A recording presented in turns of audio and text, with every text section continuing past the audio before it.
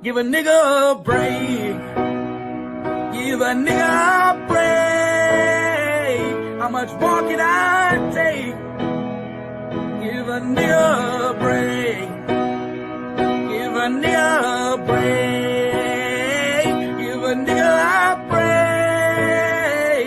How much more can I take? Give a nigga a break. And I want to understand white rage, and I'm white. This makes Jim Crow look like Jim Eagle. Somebody had to do it. I am the chosen one. Somebody had to do it.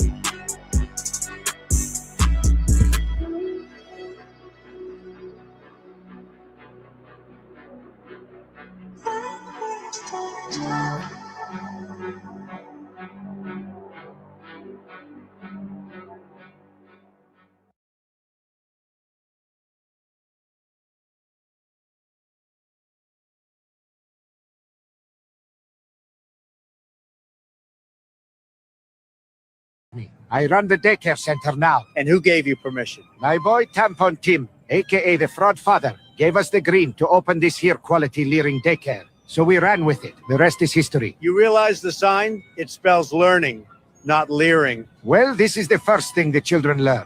They see the sign and we test them with visual aids. This is how we teach. Wait, I thought that in Minnesota, to be a licensed daycare, you're required to have a 15 square foot playground within 2,000 feet of the building. It will pop up tomorrow morning. Don't worry about it. You have all the documents, right? There was a break-in, and they stole the documents, unfortunately. How did they get in? Well, they broke in through the wall. It was behind the water heater. Okay, where are the kids, though? I didn't see any kids. Because it is not our business hour right now. It was easier to capture the leader of Venezuela than it was to find a kid in these daycares. What? So you're saying there's nothing fraudulent happening here? There is no fraud. Wallahi la azim. Zero fraud here. Tell him, baby. Yeah, I understand fraud is bad. Abdi, you cheated on me? I'm telling Mom. No, Ilhan, baby, don't do this. Don't tell our mom. Wow, a bunch of garbage. Look at me. How are voters feeling about Democrats right now? Yeah, I mean, Democrats in the minds of the American public are lower than the Dead Sea. What are we talking about here? Well, let's take a look. The net approval rating for Democrats in Congress, you said it, Kate Baldwin, the lowest ever. Look at this. Overall, they are 55 points underwater. Their approval rating is south of 20%. It's even worse when you look at independents. Look at this. Negative 61 points. That means that their approval rating is 61 points lower than their disapproval rating. Quinnipiac has been polling this question for the better part of the 21st century. They have never found Democrats, at least those in Congress, in worse shape than they are right now. How are voters feeling about Democrats right now? Yeah, I mean, Democrats in the minds of the American.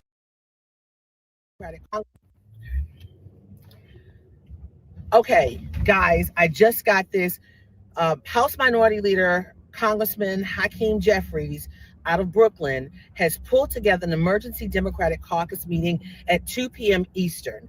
The way I understand it, we don't know the agenda, we don't know the topics, but all members are going to get on, and this is coming as Congress is supposed to come back in to Washington this week and work on issues as the president has occupied Venezuela. Taking over, running the government, taking over its oil. And guess what? This also has an implication on immigration. Now, mind you, this meeting is going to be with the full Democratic caucus in the House. Everybody has different ideas of how to approach things. We don't know how long the call is going to be, but we anticipate it's going to be a long call. We don't know what the topics are as yet, but the Democrats are very concerned with trying to move their items through with this hanging overhead, this occupation of Venezuela. Cuba is now bucking up, upset about what Donald Trump did with Venezuela. This has so many implications in so many areas. So I'll try to keep you updated as to what's going on. Yes, I'm driving. I just found this out, but trust me, I wanted to bring this to you right away. So I'll give you all the information as it comes. Stay tuned. Peace. Just 4 days into January. Talk to you soon. Hit that like button for me, y'all. Hit that like button, guys. Thank you for coming out today. Big news day. Huge, gigantic, ginormous news day. First off, we have a shooting. We have a shooting in Minnesota, ICE-involved shooting. Not only did ICE have to fire their weapon in self-defense, but there was almost a little mini riot. They're about to insurrection Minnesota, y'all. Minnesota insurrection coming in 3, 2. Get the fuck out of Minneapolis. We do not want you here. Your stated reason for being in this city is to create some kind of safety, and you are doing exactly the opposite. There's a lot of information that is swirling around right now, and we collectively are going to do everything possible to get to the bottom of this, to get justice, and to make sure that there is an investigation that is conducted in full. But what we do know is that a 37-year-old woman is dead, and that she was shot by ICE. We've dreaded this moment since the early stages of this ICE presence in Minneapolis. Not only is this a concern that we've had internally, we've been talking about it. They are not here to cause safety in this city. What they are doing is not to provide safety in America. What they are doing is causing chaos and distrust. They're ripping families apart. They're sowing chaos on our streets. And in this case, quite literally killing people. I hate to break it to you, but your town is like a pimple that needs to be popped. We can't just wait for it to heal itself. That's not what's going to happen here. It's more like a tumor, actually. So they are already trying to spin this as an action of self-defense. Having seen the video of myself, I want to tell everybody directly, that is bullshit. This was an agent recklessly using power that resulted in somebody dying, getting killed. As soon as it happened and we learned of the incident, we had several priorities. The first, of course, was to get the victim to the hospital and to get care as soon as possible. You know, it just hit me. It really just hit me. Between Jacob Frey and Tim Walz in Minnesota as the governor, Minnesota has the gayest men of all the 50 states. You would think it would be like Miami or California. No, it's Minnesota. That nigga gay, nigga gay, nigga gay, nigga gay, nigga gay, nigga gay. To the family, I'm so deeply sorry. There's nothing that I can say right now that's going to make you or your relatives, or the friends of the victim feel any better. There were, I believe, 2 Minneapolis police officers that responded and were in the ambulance on the way to the hospital. The second was to get ICE off of the scene. There were dozens, if not hundreds, of ICE and federal officers that were there at the time. Having them there was only causing more chaos. Having them there was only making a difficult situation even more problematic, and one that, yes, they created themselves. There's little I can say, again, that'll make this situation better, but I do have a message for our community, for our city, and I have a message for ICE. To ICE, get the fuck out of Minneapolis. We do not want you here. Your stated reason for being in this city is to create some kind of safety, and you are doing exactly the opposite. People are being hurt. Families are being ripped apart. Long-term Minneapolis residents that have contributed so greatly to our city, to our culture, to our economy are being terrorized, and now somebody is dead. That's on you. And it's also on you to leave. It's on you to make sure that further damage, further loss of life and injury is not done. We're going to be working towards justice as quickly as we possibly can right now. And justice is what we've all got to get. Next, a message to our community. Look, we all know that the agenda of this Trump administration is to create chaos. Let us respond right now with our best versions of self. This is a moment where all of us in Minneapolis and beyond, we can rise to the occasion. We can show them who we are. We can show them the kind of courage, bravery, love, and compassion that makes Minneapolis, Minneapolis, and that makes America, America. We are better than a bunch of ICE agents being deployed to cities around the country and ripping apart families and communities. We're better than that. And so we are going to meet that hate with love. We are going to meet that despair with hope. We are going to meet that injustice with constitutional justice ourselves. And we're going to make sure that in this very difficult moment, we do not take the bait. that these ICE agents are trying to create and that the federal government, to be clear, wants. They want us to respond in a way that creates a military occupation in our city. They want an excuse to come in and show the kind of force that will create more chaos and more despair. Let's not let them. Let's rise to this occasion. Let's show them something far more beautiful than the kind of division that they're trying to stoke. Let's show them unity. Nah, I don't think that's what's going to happen. Take control. Take control of your city. Of purpose, of love, and the courage of our conviction. Our conviction, to be clear, is rock solid, and it is for our neighbors, all of our neighbors. It's for people who have lived here for 80 years. It is for new immigrants who have made this city a better place. That's the kind of love that we're going to show up with right now. If you're angry, I get it. I am too.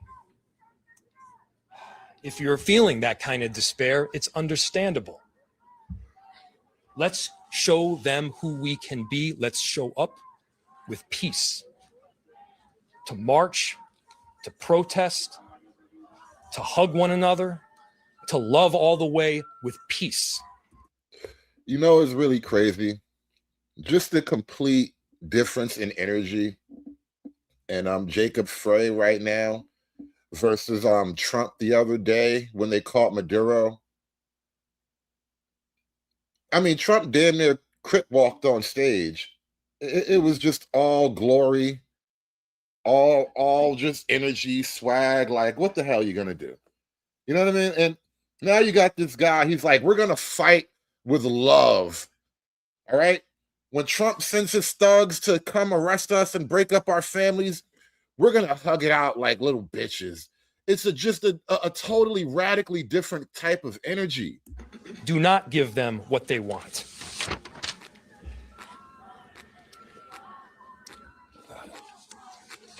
Finally, you know, we've got a lot of work that needs to happen right now to make sure that first, of course, the scene was secured as much as possible, that we were able to get the victim, now deceased, to the hospital.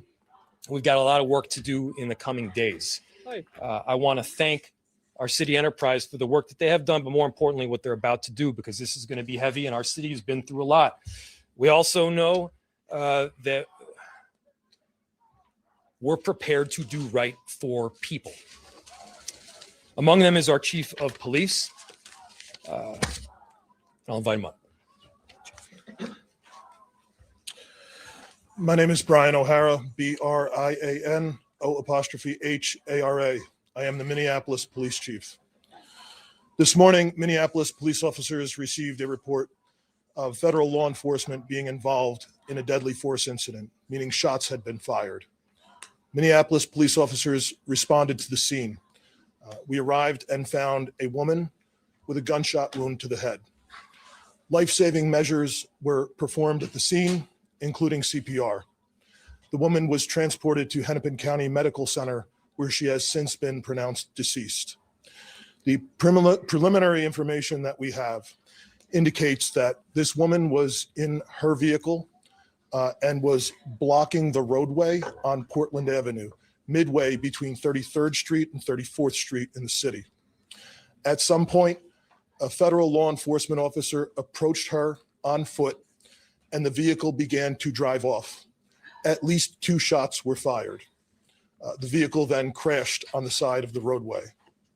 Minneapolis police officers secured the crime scene and assisted in trying to preserve the evidence that is there. We have since turned over the scene both to the Federal Bureau of Investigation as well as the Minnesota Bureau of Criminal Apprehension, which will be conducting an investigation into this use of deadly force. I want to thank the mayor, city council president, other members of the city council, state legislators that were on the scene. This has been a very difficult time for everyone in the city. And this is obviously a very, very tragic situation where a woman has lost her life. That being said, in addition to this tragedy, which unfortunately we did predict, we were seriously concerned about further escalation from the scene.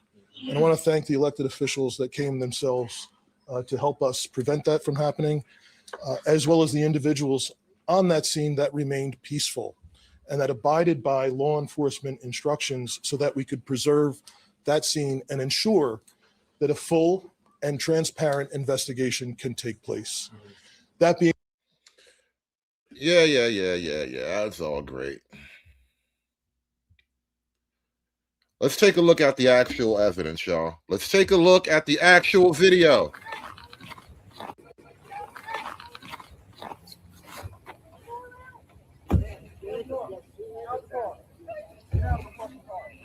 No!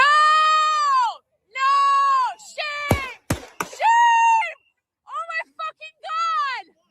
What the fuck? What the fuck? You just fucking, what the fuck did you do? Life comes at you really fast. You got to keep up. You have to keep up. Life comes at you really, really fast, man. I'm trying to tell you. Maybe she should have complied. Is all I'm saying. Get the fuck out of our neighborhood. Could you imagine if that was a black person? Oh my God. What if that was a black person? Jesus Christ. They would have probably shot that person. Get the fuck out of our neighborhood.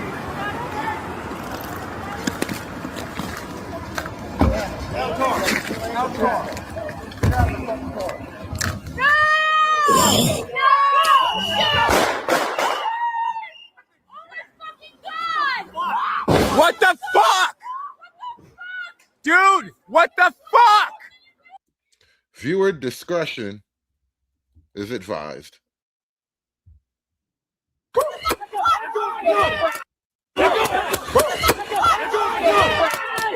You fucking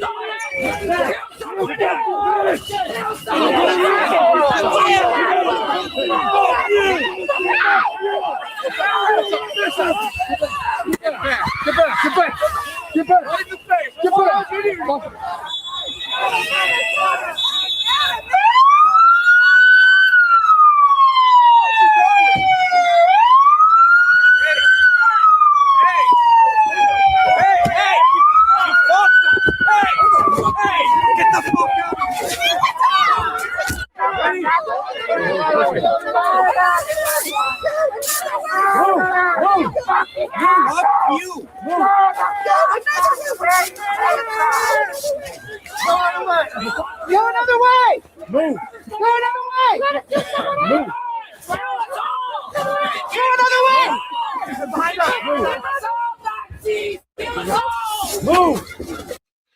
You're going to have to just mass arrest a lot of people very aggressively. You know what? Honestly, you know what? Maybe you just give them billy clubs again. They should be able to hit people with blunt objects, you know? It'll be quicker. Plus, half of them got like helmets on. They'll be all right. Nice fucking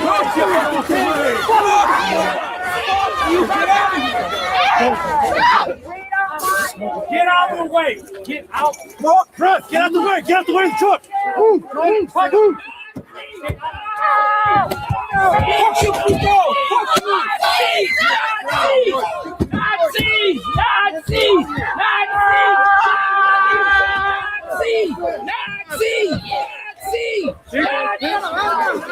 Hold on!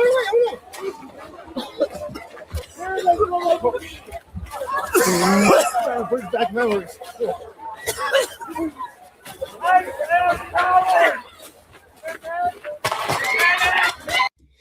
I love the smell of tear gas in the morning.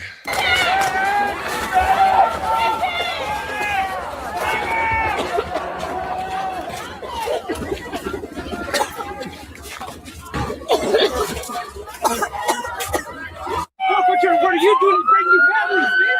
You're breaking families, motherfucker! Get out of their way! Get out of it! Hey, let the get back. You guys are breaking families, man! You can't be doing that!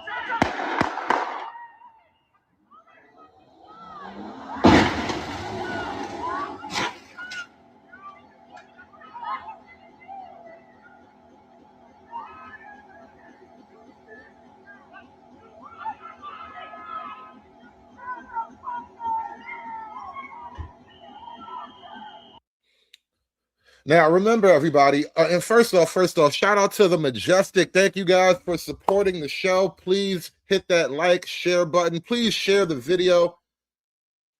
And if you can, throw $1 in the hat. Shout out to Majestic with the 5-ball. If protest chants change the world, this would be a magical place, really? A magical place, you tell me? Nigga place.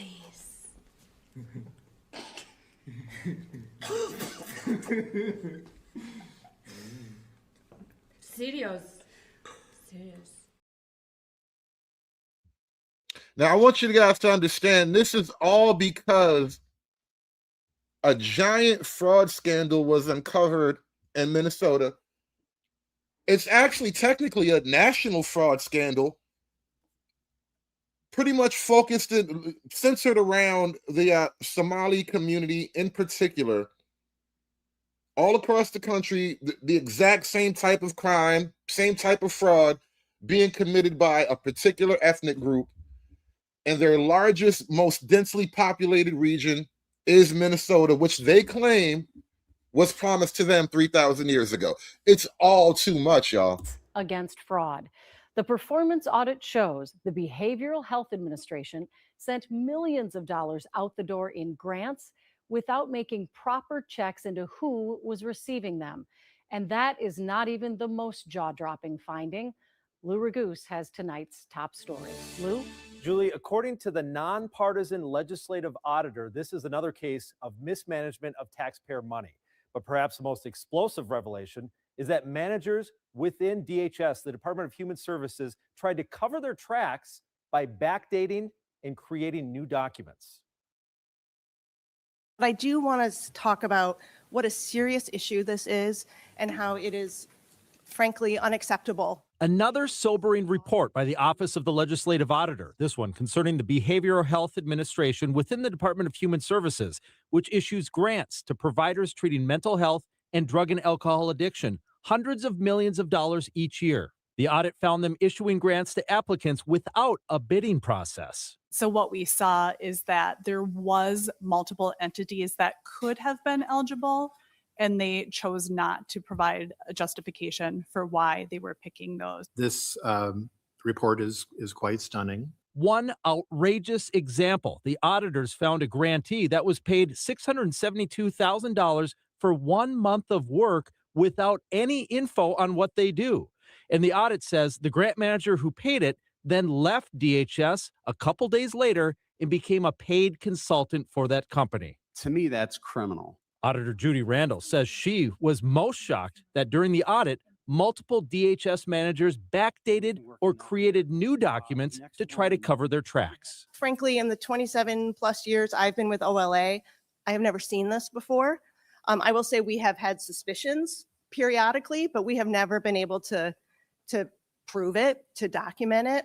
And we did in this case. And it's very troubling. Temporary DHS Commissioner Shireen Gandhi's response. I was shocked to hear this information in the exit conference, and it is absolutely unacceptable that any staff would provide anything other than accurate representation of the work done to an auditor. Now, there were a lot of questions from lawmakers about whether this audit should result in criminal investigations. Well, duh, of course it should. And shout out to Laughing Dog with the 5-ball. You said Brother Ike Mel has the video from Papa Angel. Got him. I just shot you a wrench, bro. Throw me the link to that video. If you can find a link to that video, post it in the chat, bro. Help a brother out, man. Thanks for supporting the show. I need that money. So we'll see what comes from that. The Office of the Legislative Auditor provides recommendations both to the department and to lawmakers in case law changes are needed. Just one more time of what the auditor said regarding this fabrication of documents. She called it a systemic problem within DHS. I mean, Lou, it just seems like every time you think it can't get worse, it does. I do think this is jaw-dropping. You mentioned that they were talking about criminal investigations. I think I speak for a lot of people watching right now who really want there to be some kind of accountability. Did you get any sense from that meeting today or in talking to any of your sources that there actually will be accountability? Well, no, that's something that's going to require some follow-up, because one problem the auditors had is they didn't have subpoenas to issue to people that no longer work for the BHA within the DHS. And so they couldn't bring those people in and question them. And so it would take an outside agency such as law enforcement to look into it. The problem in Minnesota is it's so huge that you're going to have to effectively occupy the entire state, at least the capital and maybe the major cities. You're going to have to occupy a lot of the state to really get down to the heart of a lot of what's happening here. Now, talk about people like Ilhan Omar and her influence here on the Somalian community. What influence does she have on what happens here? Well, she's a key reason that we have so many Somalis here. She was a big proponent of drawing them in because once she realized how loose the regulations were here on all of this money, this welfare money, this assistance payments, she started bringing the Somalis in, and they came in from all around the country. So not only were they coming from Somalia, they were coming from Texas and Florida, New York, and everywhere else, because the word went out, you got to come to Minnesota because it's open season here. And so that's why, and they're still coming here, and they're still gonna get money. And so Ilhan Omar is, I mean, she's the godmother of the Somalis. And so whatever she says goes. Yes. And you keep referring that Somalians don't move alone. If one of them moves, 10 of them move. Yes. So that's how they're able to multiply and almost compound here as far as their populations. And so the idea is that they want to repopulate as quickly as possible. So that's why all these Muslim women you see, they're always pregnant all the time. Because when you have all these children, now you can start to overtake a city, a society, and now you run for school board, you run for office. We had a Somali guy, I couldn't believe he didn't get elected mayor of Minneapolis, but Jacob Fry, who was elected mayor, he's even worse. He bows down to the Somalis, he tries to speak their language. It's embarrassing. And so these Somalis, they're Muslim. You have to understand, their plan is to literally fight you with numbers, all right? Their women understand that their main job is to outbreed you. They will suffer now. They will hide in the background now. They will keep their power level hidden for now. But eventually you will be surrounded and outnumbered, and you won't even notice it until it's too late. And Muslims are able to have 4 wives. And Yes. they're able to have, I don't know, I doubt there's a cap to how many kids you can have, but by having 4 wives, you're able to have more kids than a person with just 1 wife. Yes. And so obviously they're going to multiply and compound inside of Minnesota. So who knows what Minnesota will look like in 50 years from now? If this doesn't stop, Minnesota's done. It will be Somalia. Like, we know the fraud attracted them, but initially what attracted them to come here? Because a lot of them came underneath Obama with what was happening in Somalia. A lot of refugees were taken into the United States. What attracted them to come straight to Minnesota? It's freezing up here. I think part of the reason was that the churches, especially the Lutheran Church, got involved with bringing over a lot of refugees. And it started back with the Hmong population, which was very large in St. Paul. And I was happy to have them here. They worked, they opened businesses. They were good community members. They're good citizens. And so I think they leaned on the churches to say, hey, we need to bring these people over because they're refugees. They're fleeing conflict. What conflict? I mean, they're always at conflict. They're tribal people. They're always at war. Bringing them over here doesn't cure that. All it does is bring those problems over here. When they were initially brought over, did you think, as they were initially brought over as refugees, was there a plan for them to eventually go back to Somalia? No, I think the plan was that once they got here and they had their hand out and the state started putting money in, they said, I'm not going anywhere. And you're right, they hate the cold weather because it gets really cold here. But when you're getting $1 million a year, you can live through the winter. And Trump, in a press conference, he was talking about how all they do is complain. He said the word bitch. All they do is bitch. And they complain. If they're coming from paradise, then they could complain, but they're coming from garbage, is what Trump said. And they're then complaining. How come you think some people that fled a place that was so horrible now come here to the United States and they continue to complain and play victim to the point where they call, if you don't support what they're doing, they call you an Islamophobe, they call you racist, to the point where eventually everyone's kicked out of an apartment complex and it's full of just one race. Doesn't that make them racist? You have no idea what's coming. Now is the time to launch your crusade, I'm telling you. If you wait any longer, it will be too late. And I said it from the start. This is advanced darkness. This is heart of darkness. This is the jungle drum. This is the fertility goddess of chaos. They're literally going to eat your balls. They're going to cut your fucking nuts off and eat them. Whoa, what? They're gonna what? My name is Mohammed. I'm speaking today on behalf of the Somali community in Lewiston. Some of you sitting here today, we voted for you. We elected you to protect our community interests, not creating division or go after one elected member from our community. This narrative, if this narrative continues, our community will be forced to re-examine our relationship or political relationship, including our relationship with the Democratic Party and who will be voting in the future. This is not a threat. My name is Mohammed. I'm speaking today on behalf of the Somali community in Lewiston. Some of you. We just left the hearing for the fraud in Minnesota. You spent the majority of your time speaking about President Trump and the so-called I'm not fraud Fada on Muhammad. 1600 Pennsylvania Avenue, and accused Trump of stolen valor against RFK for renaming the Kennedy Center. Do you think that is the primary focus over what is happening in Minnesota and the rampant fraud that is being exposed It's there? a hearing on fraud. Sorry? It's a hearing on fraud. So you think the So the jurisdiction of the committee is to root out fraud wherever it occurs, whether it's, the billions of dollars that Trump is getting from his crypto operation with his son and his special envoy to the Middle East, or any other way that he's using. You heard a whole litany of cases that Mr. Ballou offered, surrounding the inauguration, how people had got pardons and then had donated to the president, or had attended a dinner with the president for $1 million, and then their son got a pardon in the next week or 2 weeks. So clearly, there's a lot of fraud going on. So it's our responsibility to go after all of it. Yeah.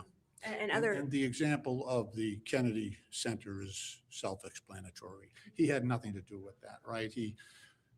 President Kennedy and Jacqueline Kennedy raised all the money for that. President Eisenhower did a little bit, but he was on his way out. So they're the ones that really, built that place, and Congress and President Johnson were kind enough to name it after Kennedy. I'm sure Trump will have things named after him, and, that's fine. But he really wants to accuse President Trump of fraud behind whatever the hell he's talking about. Let everybody get the credit, right? Okay. Yeah. Fair enough. As far as the fraud in Minnesota, though, I mean, the other three testifying have largely said that Walz is to blame in all of this, that, he more or less not only swept the corruption under the rug, but allowed it to continue knowingly. That's what the hearing's about, to bring all the evidence. So I understand they're going to bring some other witnesses as well to talk about these are legislators, obviously. One of them is running for one of the positions. So I kind of take her testimony with a grain of salt, but they will bring, and actually, I think we should do this nationally. Every single state, we should look, because this might be going on in a whole bunch of other states. If it could be systemic, so it's a real issue, and we should get after it. But I do know that there's problems down in Mississippi, and they're being ignored. So now I want you guys to move on to the actual hearing about fraud in Minnesota. We're going to look at highlights from the hearing. It was a lot today, but the highlights were amazing. A lot of great moments came out of this whole thing today. Hit that like button for me, Which are guys. funded by you, the American. Good morning. Today, the House Oversight Committee is holding its first hearing on the massive fraud in Minnesota's social services program. Minnesota's social services, which are funded by you, the American taxpayer, are being ripped off. The most vulnerable are suffering as a result. Federal prosecutors estimate that these criminals have stolen at least $9 billion. The fraudsters, many of whom are from Minnesota's Somali community, have stolen from programs meant to feed needy kids, provide services to autistic children, house low-income and disabled Americans, and provide health care to vulnerable Medicaid recipients. Fraudsters like these take millions to enrich themselves while providing nothing, overstating or outright faking the services. Crockett is How many coming up children too. have gone hungry because fraudsters stole Crockett money and that was Presley intended to went off provide them with today. food? How many autistic children were denied services because fraudsters instead sent this money overseas? How many low-income seniors, people with disabilities, or those with mental illnesses were denied access to housing because fraudsters drained resources and pocketed the money for themselves? The breadth and depth of this fraud is breathtaking. And I fear that this is just the tip of the iceberg. The U.S. Department of Justice is already investigating another Minnesota service program after a disabled man battling drug addiction under the care of a fraudulent full-time provider died because of neglect. Governor Tim Walz, Attorney General Keith Ellison, and Minnesota's Democrat leadership have either been asleep at the wheel or complicit in these crimes. How could they allow this massive fraud to go on for years? This is why we're here today. We must expose this theft of taxpayer dollars and hold everybody accountable who let it happen. Today, we're joined by witnesses from Minnesota State House of Representatives who have been fighting this fight for years. These legislators are on the front lines, uncovering fraud in Minnesota's social services programs day in and day out and trying to get their state agencies to fix it. Thank you all for what you're doing to uncover the truth. This isn't just a Minnesota problem. It's a problem for taxpayers across the United States. About 35% of Minnesota's budget comes from federal grants. 35% of Minnesota's budget comes from federal grants. Hardworking Americans pay those taxes, and that money is being funneled to fraudsters, funding luxury homes, fancy cars, and vacations abroad. Some of it is even allegedly going overseas to support terrorists. And yet, Governor Walz, Attorney General Ellison, and Minnesota Democrats failed to act despite countless warnings. They failed Minnesotans and all Americans, handing millions of taxpayer dollars to fraudsters. They failed children and others in Minnesota. They failed their own state employees, some of whom have come forward as whistleblowers. These whistleblowers have told us that the Walz administration retaliated against employees who warned and alerted the administration to the fraud occurring within these social services programs. Again, Governor Walz accused employees who were simply doing their jobs of racism, Islamophobia, and threatened surveillance to silence them. President Trump and his administration are taking a whole of government approach and prosecuting these fraudsters. To date, the U.S. Department of Justice has charged 98 defendants in Minnesota fraud-related cases, 85 of whom are of Somali descent. 64 have already been convicted. The U.S. Department of Homeland Security is on the ground conducting investigations of suspected fraud sites in Minnesota. The U.S. Department of Health and Human Services has frozen child care payments and started requiring documentation to prove entities are indeed providing child care. Other federal agencies are halting grant programs, investigating public housing fraud, and strengthening program eligibility requirements.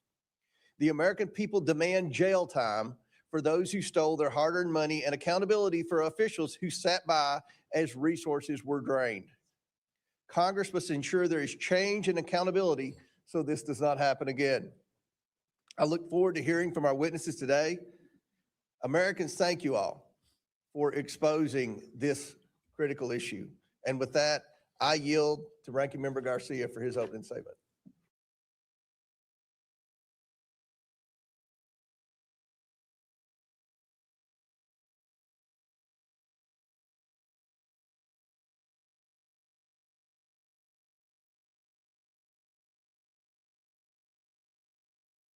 Salim Saeed and Amy Bach. Thank you, Mr. Chairman. Mr. Hudson, who is Salim Saeed and Amy Bach? I recognize those names as defendants in the Feeding Our Future trial. They ran Feeding Our Future, is that right? That's correct. And they've been indicted? That's correct. They've been convicted? That's correct. And they're in jail waiting sentences, is that right? As I understand it. Okay, I want to go back because earlier with Mr. Gill, you said that they overlooked the fraud. I think it's worse than that. I think they helped it along. I'm going to go to this meeting that took place Or actually, I want to go to March 30th, 2021. Is it true back in March of 2021, the Minnesota Department of Education suspended payments to Feeding Our Future, that program? Is that right? I believe that's correct. And then a month later, they resumed payments. That's correct. What caused them to change their mind? In my opinion, what caused them to change their mind was pushback from their constituency within the Somali community who accused the state agencies of being racist. But what caused them to stop it in the first place? Was it whistleblowers coming forward? Was it like this something's not right here? What happened? Apologize for the misunderstanding. The reason they stopped the funds in the first place is because they had credible allegations that there was fraud taking place. From whistleblowers and others. And Correct. just they're doing their job looking, this doesn't make sense. We got all these programs, no one's getting fed, and yet money's going out the door like crazy. So they suspended it. And then they started it back up, right? Was there any threat of a lawsuit from the Somali community and folks affiliated with Feeding Our Future? Mr. Jordan, there was more than a threat. They actually did. They did? And what was the alleged claim in that lawsuit? That they were victims of racial discrimination. Oh, they played the race card, huh? All this fraud going on, money going out, and they played the race card. Now, it was when I talked about not just overlooking it, there was a meeting that took place between the Attorney General and affiliates of Feeding Our Future. Is that right? That is correct. And what happened at that meeting? Do we know? Yeah, we do, because we have it on tape. There was an audio recording made at that meeting that was entered into evidence in the Feeding Our Future trial, and it was later revealed through work from Center of the American Experiment, the full recording. And my observations of what took place in that meeting was that Attorney General Keith Ellison was focused on one thing and one thing only, and that was keeping these folks in business. There were no questions that he asked of these folks about how the kids are doing, the operation, how they're getting fed, who's being helped. Instead, the focus was entirely on ensuring that the money continues to flow. And I'll add that he went so far as to say that he was going to fight these people in reference to the state agencies. The state agencies are his client. Yeah. And when you said money's going to flow, did money flow to Mr. Ellison's campaign a couple weeks later from some of the folks who were in that meeting? Sure did. How much, do we know how much that was? I do not have that number. So it wasn't just overlooking the fraud. They were actively trying to make sure this program continued, and then they benefited from that politically with contribution to their campaign, all in this same year, all in 2021, when this was all coming to a head. Is that accurate? That is my understanding. And this fraud is much bigger than this, because as I look, it's like 6 different federal agencies. Department of Homeland Security, Health and Human Services, Small Business Association, Housing, Urban Development, Department of Labor, Department of Agriculture. In this program and a bunch of others, they were shaking down the entire federal government, it looked like. 6 different federal agencies. I think you pointed out, over the last 15 years. That's correct. And not only are the Democrat administration overlooking it, they're helping it along. They're assisting it. They're going after whistleblowers, as your colleague pointed out. And they're benefiting from all this politically with contribution to their campaign, not to mention the voting issue that you referenced earlier as well. Is that all accurate? I believe so. Oh, now there's more than 6 agencies involved. There's 6 federal agencies that got shaken down, but there's 2 other agencies involved now, the FBI and the DOJ, right? How many people have been indicted now? I do not have that number in front of me, but it's significant. And I don't know how long y'all been in the legislature. We appreciate your work, appreciate what you do. But have you ever seen anything like this in your time in the I've never seen anything like this in an agency. Miss Robbins, you.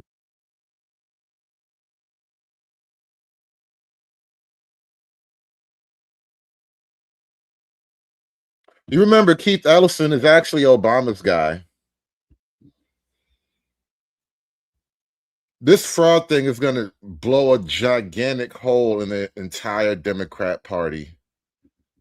This is so huge. The Democrat Party, they're going to have to start a civil war just to save themselves. They're willing to go. Remember the government shutdown? Even the government shutdown was connected to the welfare fraud from illegal immigrants, because they've blown so much money that they can't cover their own bills now. I want to talk about use of funds. You've talked about some of these funds were used to buy property in Kenya, Yes, sir. property in Turkey. Do I have that correct? Yes. Remittances back to Somalia. Yes. I think it's important for the committee to understand that these remittances in part are used in what's called the Hawala. I want to make sure I have the terminology right. The Hawala network. Ms. Robbins, can you speak to what the Hawala network is? Yes. So it's an informal network where someone goes to a Hawala place in Minneapolis, which is like a money exchange or a money sending site, and they say, I want to send X amount of dollars. And then there's a receiving site in Somalia, and they put the cash, take the cash out. So money doesn't cross the border.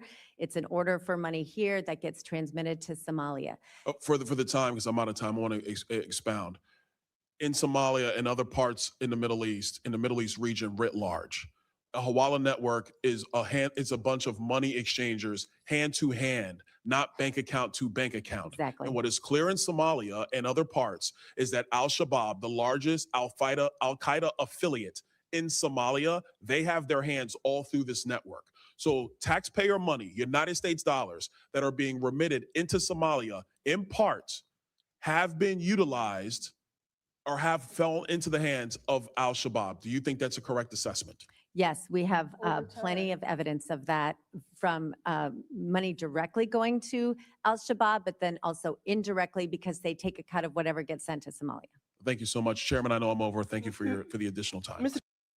Damn. So Al-Shabaab, they take a cut off of everything that comes in anyway, and money was going directly to them. They were just rolling in the deep, y'all. It's crazy.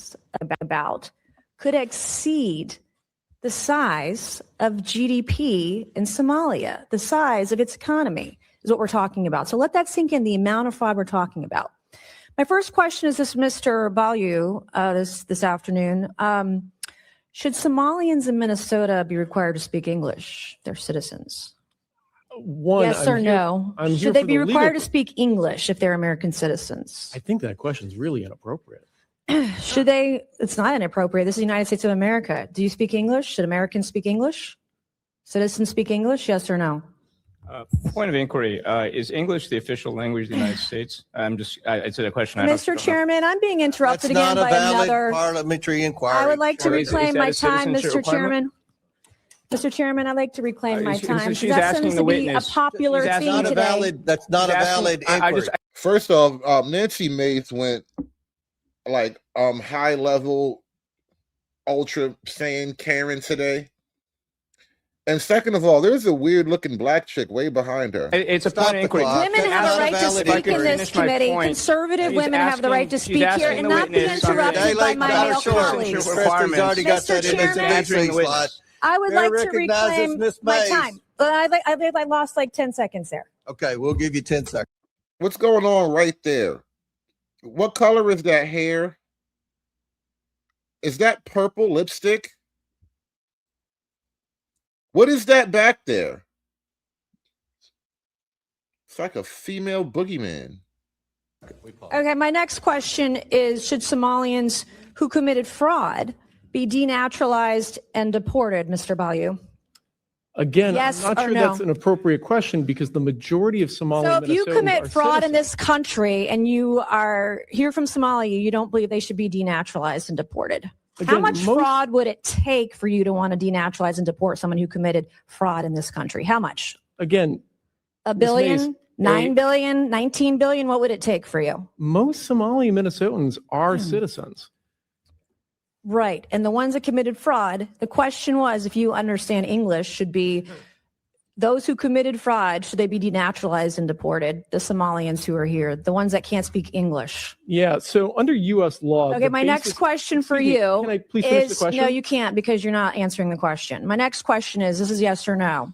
If you marry your brother and you commit immigration fraud, should you be denaturalized and deported? If you Again, commit immigration fraud, yes or no? Again, that question seems really inappropriate. What would be inappropriate? That's like a policy question, right? You're not allowed to marry your brother. That is like lying on your immigration application or whatever. And if I can get Well, you back to can't your answer my question, so that's probably more inappropriate. Can you name one significant contribution to Minnesota from a Somali immigrant who can't speak English? Absolutely, yes. But again, this is. You didn't name one. All right. So my next questions are going to be for the Honorable Ms. Robbins. Good afternoon. Thank you all for being here today. I heard some discussion earlier about Al-Shabaab and the discovery that you believe some of this money that was defrauded the U.S. government went to Al-Shabaab. Is that correct? Did I hear that right? Yes, it's been proven. How much money are we talking about?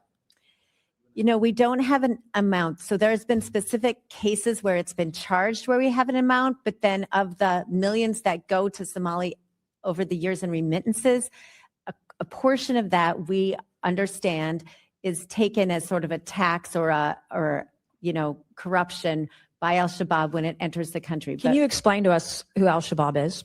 it's a terrorist organization in Somalia. And they're affiliated with Al-Qaeda, is that right? My understanding is they are. I am on the DNI website where it tells me that since 2014, Al-Shabaab has killed more U.S. citizens than any other Al-Qaeda affiliate. And as of 2025, Al-Shabaab, this group is Al-Qaeda's wealthiest component. Can you believe that? Yes. And that American tax dollars through Minnesota, through Governor Tim Walz, who shamefully had to resign from his reelection the other day. Thank you to the young YouTuber Nick Shirley. This is the kind of thing that was happening in Minnesota. So I praise the Republicans who are here today from the Minnesota State Legislature exposing this fraud. And then, Ms. Robbins, when do you think Tim Walz became aware of the fraud? I think he's been aware of it since the beginning. This was a huge issue in our state in the year he ran for governor, and the OLA reports came out first identifying the childcare fraud in March and April of 2019 when he was in the first months of his term. Was Keith Ellison in on it too, knowledgeable, the Catholic turned Muslim guy in Minnesota? Yes, they were all newly in office, and this was very public knowledge in Minnesota. What role do you think Tim Walz and Keith Ellison played, his administration, in delaying investigations into the fraud? So I've outlined several things where they stopped our ability to strengthen internal controls, and they also shut down the criminal investigations by the OIG and DHS. Thank you, Mr. Chairman. I yield back. I do have two articles, Mr. Chairman, that I would like to ask for unanimous consent. This one on foxnews.com, Minnesota fraud probe will expand to other states. And then on house.gov, legislators blast DHS for revelations it had contracts with feeding our future fraudsters. Without objection to Thank you, order, Mr. Chair, somebody else take recognition.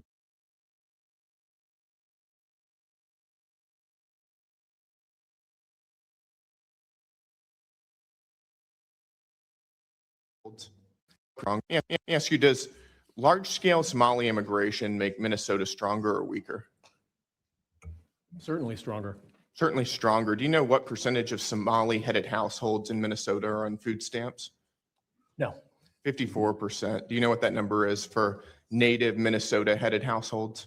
Well, to be clear, a majority of the It's 7%. There's a big difference between 54% and 7%, is there not? Excuse me, sir, could I answer the question? Let me move on. We've got a lot of questions here. What percentage of Somali-headed households in Minnesota are on Medicaid? I don't know. It's 73%. Do you know what that number is for Minnesota native households? Again, you're using the phrase Minnesota native households, but the majority. The number is 18%. That's quite an astounding difference. I think we would agree. Can I answer the question, please? Let me ask you one more, and then we can go on to that. What percentage of Somali-headed households are on welfare in general? I don't know. It's 81%. What about, let me just ask you, after 10 years of being in the United States, what percentage of Somali immigrant households continue to be on welfare? I don't know. The number is 78%. So even after 10 years, 78% of Somali immigrant households continue to be on welfare. Do you know what that number is for native Minnesota-headed households? Again, you're using non-Somali immigrant-headed households. If I can just answer the question, when you're using the phrase native Minnesotans, the majority of Somali Minnesotans are as Minnesotan as any of us. They were born in the United States. It's only 8,000 of the 108,000 Somalis. And nevertheless, the welfare usage is astoundingly different. Let me ask you again, does that make Minnesota stronger or weaker? Again, I'd like the opportunity to answer the question here. So again, the majority of Somali Minnesotans are born in the United States, as I understand it. Okay, well, what percentage of working age Somalians who have been in the US for 10 years or more, how many of them speak English very well? I don't know. About half. The answer is about half. That seems pretty low, doesn't it? Again, I keep trying It doesn't sound like something that makes our country stronger to me, and I think most Americans would agree with me on that.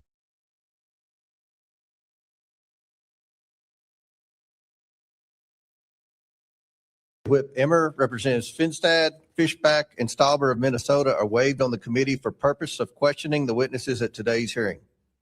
Without objection, so ordered. Mr. Chairman, I Chair now seek recognizes- recognition to make 2 motions for subpoenas. I was going to recognize the whip, but if you have a motion or state your, I'd like to Yeah. make a motion to subpoena Neville Singham, a U.S. billionaire with reported ties to the CCP that's been funding extremist organizations, fueling division and civil unrest in this country, especially regarding the ICE riots last summer, as well as I'd like to make a motion to subpoena the ADL CEO, Jonathan Greenblatt, for stifling free speech by listing the phrase America First as hate speech and Turning Point USA as a hate group. a motion has been made. The committee will hold this motion in abeyance until the end of the committee hearing. The committee will now proceed with today's hearing. On point of order, Mr. Chairman, will we get a written copy of that? Because that was a lot to go through. Okay, yeah, we'll work with Representative Luna and get a copy. Thank of you. that. All right. Chair now recognizes Majority Whip from Minnesota, Mr. Emmer. Thank you, Chairman Comer, for holding this important hearing. As I said on Monday, good riddance to Governor Walz, but he cannot escape accountability for the estimated $9 billion in fraud. How did this happen? And where the hell has the Twin Cities media been? The Star Tribune is complicit. They have had this story for years, if you just heard, and they've refused to report anything on it.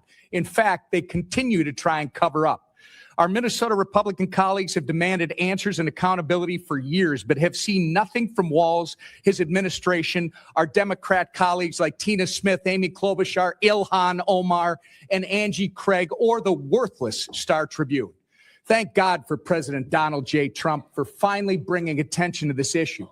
Representative Rarick, I'm going to begin with you. You've been working on this issue for years. You've spoken to the whistleblowers personally. Is that correct? That is correct. You have an understanding that 1,000 whistleblowers running an account on X have come forward to expose fraud in Minnesota state agencies, and they have been entirely ignored by Tim Walz and have even been retaliated against. Is that accurate? That is correct. Even this morning, I got another message. Well, in your experience, are their claims credible or are they politically motivated against Walz? They're completely credible, not politically motivated. In fact, many of these are Walz administration employees, correct? They are actually Democrats as well. Can you quickly give us one example of the retaliation these folks have been facing? Yes, I can. In my opening statement, I mentioned that the most severe ones was that they would be fired with cause, so they couldn't have unemployment insurance, that they would be blacklisted from all state agencies, and I bet that it's also Hennepin County and Ramsey County, as you know, those are Democrat run, and much, much more. Based on what you've learned, Representative, over the last several years, do you have any doubt that Governor Tim Walz knew about this fraud as it was occurring? He absolutely knew that it was occurring. Thank you. The Housing Stability Services Program was estimated to cost about $2.6 million per year, but before it was shut down last October, it was on track to run about $122 million in 2025. In fact, I think they sucked $161 million out of it from the point it started in 2020 until it was finally shut down. Isn't that correct? That is correct. And Joe Thompson believes that 90% of that was fraud. Yeah. The Quality Leering Center, as uncovered by Nick Shirley, received almost $10 million in funding. Is that accurate? I believe it is. There are more than 80 autism centers in Minnesota under investigation. Is that true? I believe it is, yes. It's clear that someone is criminally complicit. You can't just let this amount of money get out of your administration over a period of 7 years without knowing. There was a hearing in the state regarding the fraudulent housing stabilization program, but before that hearing, Governor Walz fired the official who was slated to testify so that they could not testify and expose what was happening under Governor Walz's watch. Has Governor Walz or Attorney General Ellison fired anyone else to your knowledge, Representative? Not to my knowledge, and that was Eric Rumdahl, and his administration believes that he was not fired, but I say he was fired because it was too convenient. Right. Representative Hudson, is it true that 90% of the individuals charged, regardless of what your colleague on the panel just said with his facts and figures, 90% of the individuals charged or indicted with the $250 million Feeding Our Future COVID fraud are of Somali descent? I believe that to be correct. Are you aware that in a 2021 video, Mr. Ellison promised that he would obstruct his own agencies in their investigation of Somali fraud? I am very much aware of that. It's no wonder that criminals in the Somali community felt they were free to steal taxpayer dollars. I'm going to ask you the same question I asked Marion. Do you have any doubt that Tim Walz knew about this fraud as it was occurring? None whatsoever. Walz and Ellison were protecting fraudsters instead of investigating them, and it was purposeful. And it's no coincidence that this is occurring largely in the Somali community. Walz made a sanctuary state, Minnesota, a sanctuary state. He gave free health care, free college, and free licenses to illegals. And Walz looked the other way when Somali immigrants were stealing. Representative Robbins, do you have any doubt that Tim Walz knew about this fraud as it was occurring? None whatsoever. So all three of you have no doubt in your minds that Tim Walz knew about the $9 billion of fraud during his tenure as governor and did nothing about it. It looks like my time is about to expire. And I do want to say to all of you, on behalf of Minnesota, thank you for being here, and justice will be served. Thank you, Mr. And their collective message has been completely consistent. Instead of focusing on fraudsters, DHS leadership instead focused its surveillance on employees. Since then, their expressed fear of retaliation has intensified under an avalanche of fraud in Minnesota. Their numbers have grown from 480 DHS employees, both current and former, to over 1,000 across multiple state agencies.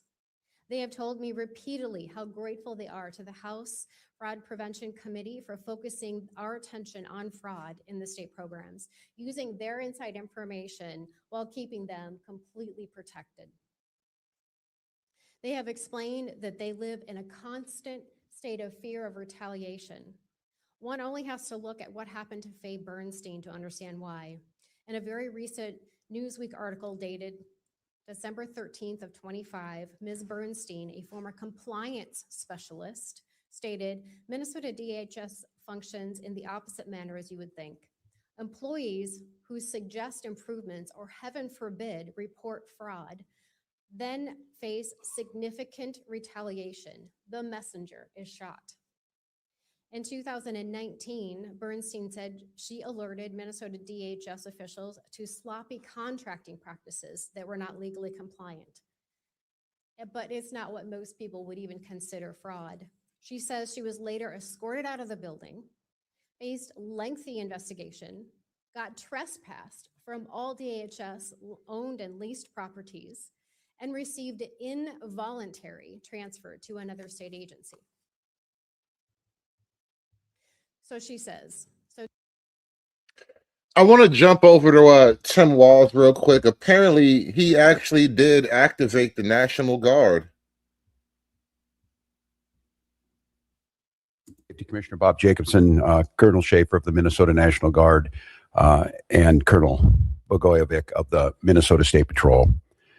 This morning, we learned that an ICE officer shot and killed someone in Minneapolis. My deepest condolences to the family, to the loved ones who had to learn about this tragic event on national television. We have been warning for weeks that the Trump administration's dangerous, sensationalized operations are a threat to our public safety, that someone was going to get hurt. Just yesterday, I said exactly that. What we're seeing is the consequences of governance designed to generate fear, headlines, and conflict. It's governing by reality TV. And today that recklessness cost someone their life. I've reached out to Secretary of Homeland Security Kristi Noem, and I'm waiting to hear back. Let me be clear. Donald Trump and his administration may not care much about Minnesota. That's been pretty evident. But we love this state. We won't let them tear us apart. We'll not turn against each other. To Minnesotans, I say this. I feel your anger. I'm angry. They want a show. We can't give it to them. We cannot. If you protest and express your First Amendment rights, please do so peacefully, as you always do. We can't give them what they want. The hearts and minds of the people in this state are on our side. To Americans, I ask you this, please stand with Minneapolis. To Minnesotans, know that our administration is going to stop at nothing to seek accountability and justice. The State Bureau of Criminal Apprehension are working on the investigation. We have activated the State Emergency Operations Center. State Patrol and Minnesota National Guard leadership is connected with the Minneapolis Police Department, the St. Paul Police Department, Hennepin County Sheriff's Office, the DNR, and Minnesota's Homeland Security and Emergency Management. We have activated dozens of members of the State Patrol's mobile response team. And from here on, I have a very simple message. We do not need any further help from the federal government. To Donald Trump and Kristi Noem, you've done enough. This is like a declaration of war. Did he not see what happened to Maduro? Did he forget already? There's nothing more important than Minnesotan safety. I've issued a warning order to prepare the Minnesota National Guard. We have soldiers in training and prepared to be deployed if necessary. I remind you, a warning order is a heads up for folks. And these National Guard troops are our National Guard troops. They're teachers in your community. They're business owners. They're construction professionals. They are Minnesotans. Oh, teachers and 7-Eleven workers, gas station attendants, really? Librarians, probably. Couple of accountants, maybe. Minnesota will not allow our community to be used as a prop in a national political fight.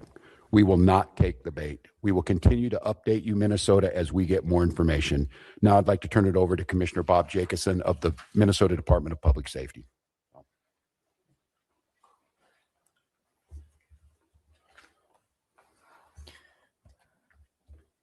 Thank you, Governor. As the Governor mentioned, my name is Bob Jacobson. It is my honor to serve as the Commissioner of the Minnesota Department of Public Safety. First of all, I want to acknowledge the reason that we are all here. The loss of life is not anything anyone would ever want.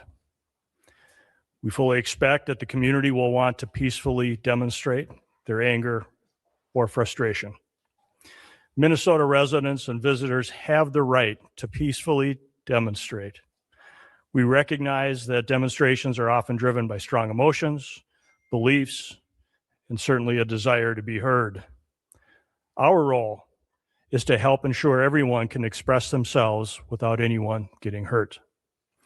The Minnesota Department of Public Safety's role through the Minnesota State Patrol is to ensure safety, protect constitutional rights, keep roads accessible, and above all, to prevent harm. Our top priority is public safety. Our focus is keeping demonstrators, community members, drivers, and law enforcement safe, especially during moments of heightened tension or uncertainty. Demonstrations must remain safe and lawful, particularly around roadways. We will join with our partners to support safety while respecting the right to protest. With that in mind, I'd like to share a few safe and lawful ways to demonstrate. Minnesotans can safely and legally express their views in many ways, including getting together peacefully with others in public spaces, marching or walking, not on roadways, making your voice heard through chants, speeches, and displaying signs, being present in public areas where pedestrians are allowed, gathering in designated or permitted areas, and these actions will allow people to express themselves while protecting the safety of everyone involved. Unsafe or illegal actions could result in fines or arrests. Certain behaviors create serious hazards that threaten public safety, disrupt emergency services, or put people at risk. These actions could result in fines or arrest. Demonstrating on or entering a freeway on foot, walking on highways, throwing objects, starting or setting fires, damaging property or graffiti, using illegal fireworks, displaying or using illegal weapons, reckless or dangerous driving, especially near pedestrians, and certainly assaultive, aggressive, or riotous behavior toward anyone. We all want definitive answers to what happened today. Our Bureau of Criminal Apprehension is working in conjunction with the FBI to investigate this morning's shooting. As you know, we don't comment on active investigations, But also keep in mind that this is an investigation is also in its infancy. So any speculation about what had happened would be just that. And we will not engage in speculation. With that, I will turn it back over to the governor. Thank you. Thank you, Commissioner. We'd be glad to take any questions. Yeah, and I can let General Schaefer talk about this. It so happens it's a training weekend. We've got about 7,500 troops in training at our sites, training sites across the state. What it is, and in the National Guard, you give a warning order, which is a heads up of something could be coming. That just allows people to think about what they would need, what it would mean to mobilize, what it would mean to put them in. And I could let the general talk a little bit about this. Obviously, since the summer of 2020, we had a lot of work done on teams being ready to make sure that civil unrest, and what that means, and I think Commissioner Jacobson was very clear, and I want Minnesotans to hear this from me.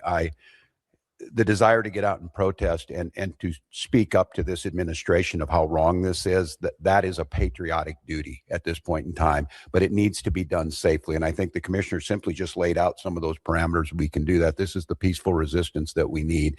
Simon, you want to say a few things about what that means to have them on the ready? Yes, sir. Thank you, Governor. So for the military, Minnesota National Guard is comprised of 13,000 soldiers and airmen. We live all across and work throughout Minnesota. A warning order is just an initial step to increase your preparations. The Minnesota Guard is always prepared to respond and support state agencies and the citizens of Minnesota. So what that means for us today is just some additional checks on equipment that is ready at all times, and maybe some additional phone calls to service members who might be activated, but no activations. We are embedded with our state agencies here at the Operations Center to just continue parallel planning in the event that we are needed to support. Thanks, General. And I would make note, Mary, and to Minnesotans on this about the National Guard, they're there to protect you and protect your constitutional rights. These are our neighbors. They don't wear masks. They don't bust in from somewhere else. They're not here to cause hassles to you. And it needs to be stated very clearly, since we have already seen a video of it. I do not know as to what you're talking about. Anna, can you tell us a little bit more about the mayor's message there, and also what Governor Tim Walz had to say just moments ago? 100%. The mayor and the governor are aligned. They did not want ICE to descend on their city. They were vocal about it, even leading up to the more than 1,000 ICE agents that went to Minneapolis. And our Nicole Scango was there with them yesterday. They didn't want that to happen. And so now politics are coming into play. Obviously, this was a horrific tragedy that didn't have to happen, but the governor and the mayor are saying that it's the fault of the ICE agents. Meanwhile, head of Department of Homeland Security, Kristi Noem, is saying that the ICE agent acted in self-defense. President Trump has posted to Truth Social saying the same and describing a very different set of circumstances, describing the victim as having run over the agent. And all of that, as I mentioned earlier, is the subject of this investigation. We've seen a few angles. Investigators are going to look at more. They're going to interview eyewitnesses. They're going to be looking at and analyzing the tire marks in the snow, analyzing the bullet hole in the windshield. They're going to be analyzing the position. They're, of course, interviewing the agent that fired his weapon. And just a reminder as well that the rules of engagement for federal agents as well as local law enforcement agents is to respond reasonably to a perceived threat. So it has to be a reasonable action for it to be defensible. That's at the heart of the matter, and there's going to be a big fight about that going forward. Anna Schechter, thank you so much. All right, let's bring in CBS News' Chanel Call, who's been going through the videos from the event in our newsroom in New York City. Chanel, what can you tell us about those? Well, Liz, you shared with our viewers earlier in the program that new and now verified video of the moment this happened, the moment that ICE agents shot and killed a woman who was in her car, who was driving away from federal agents in her neighborhood. We also have some new video to share with you of the aftermath of that moment. And I want to show you what we see here. So there are ICE agents sort of lining this residential street, and then you see them pulling a person out of the car. After that, it does appear as though they're trying to give that person CPR. Then they're seen carrying that person by their hands and feet.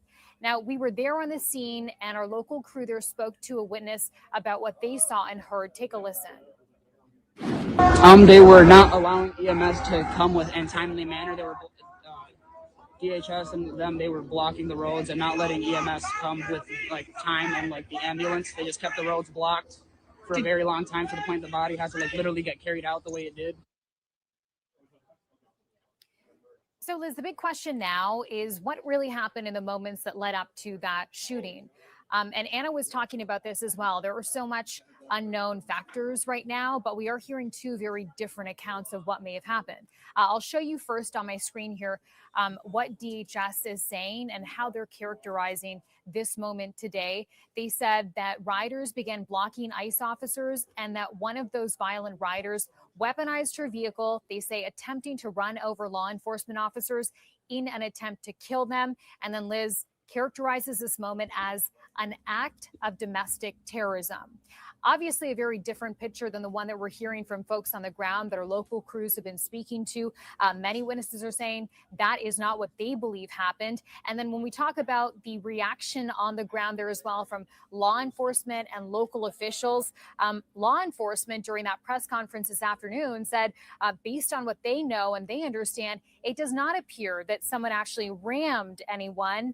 The mayor of Minneapolis, you heard from him moments ago, again, calling this narrative that this was done in self-defense, a quote, garbage narrative. Back to you. Chanel Call, thank you so much. All right, let's get right to CBS News White House reporter Aaron Navarro. He's live now with reaction from the White House to all of this. Aaron, the president is weighing in. Minnesota is going through a whole lot right now, you guys. Minnesota has huge problems. I want to jump to something else real quick. This is really why the National Guard had to get called in. And there'll be more videos. We're in a world with lots of videos, which is a good thing for getting to the truth. Let's look at this live shot that we're seeing right now. We just saw some black vehicle vans moving their way through, and now you see snowballs flying in this group of individuals that are moving. You've got law enforcement in the front of this group that look like they're walking backwards, so they're being pushed, is the way it looks, backwards by protesters who are throwing snowballs at them right now. Let's bring in Victor Avila. Let's stay on this live shot as we bring in Victor, retired ICE special agent, now assistant director for the Office of National Drug Control Policy in the administration.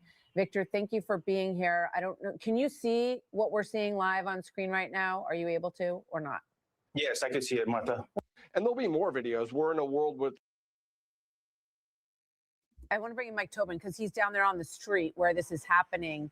Mike, give us a sense of what's happening right now.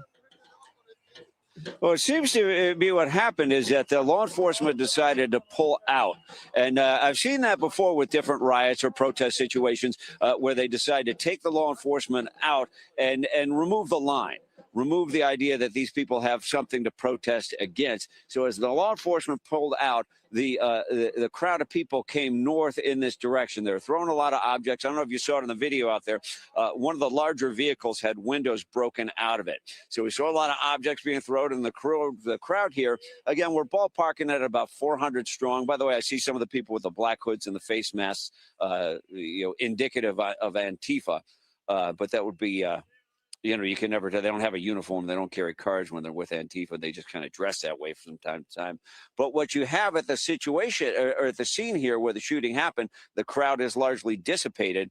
They're now marching north along the road where the shooting happened. So that's the scene. Law enforcement pulled out. They're now turning the standing protest into a march, Martha.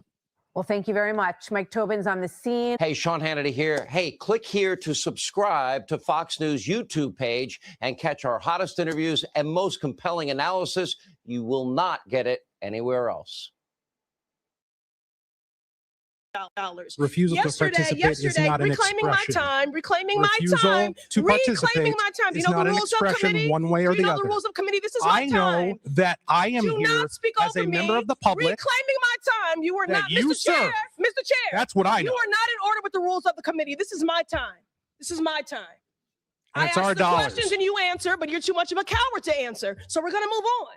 Now, yesterday was the 5-year anniversary, and I want to note of the January 6th insurrection. And on Donald Trump's first day in office, he pardoned 1,500 insurrectionists, including Brian Christopher Mock, who's from Minnesota. Are y'all going to say you don't know who that is? He's from Minnesota. Now, he kicked, shoved, and threw a flagpole at police officers, you know, law enforcement that you claim to support. And he did all of that in the name of fraud. He was an election denier. So an election fraud lie. Now, he claims he did these things in the name of patriotism, but really he's just a criminal.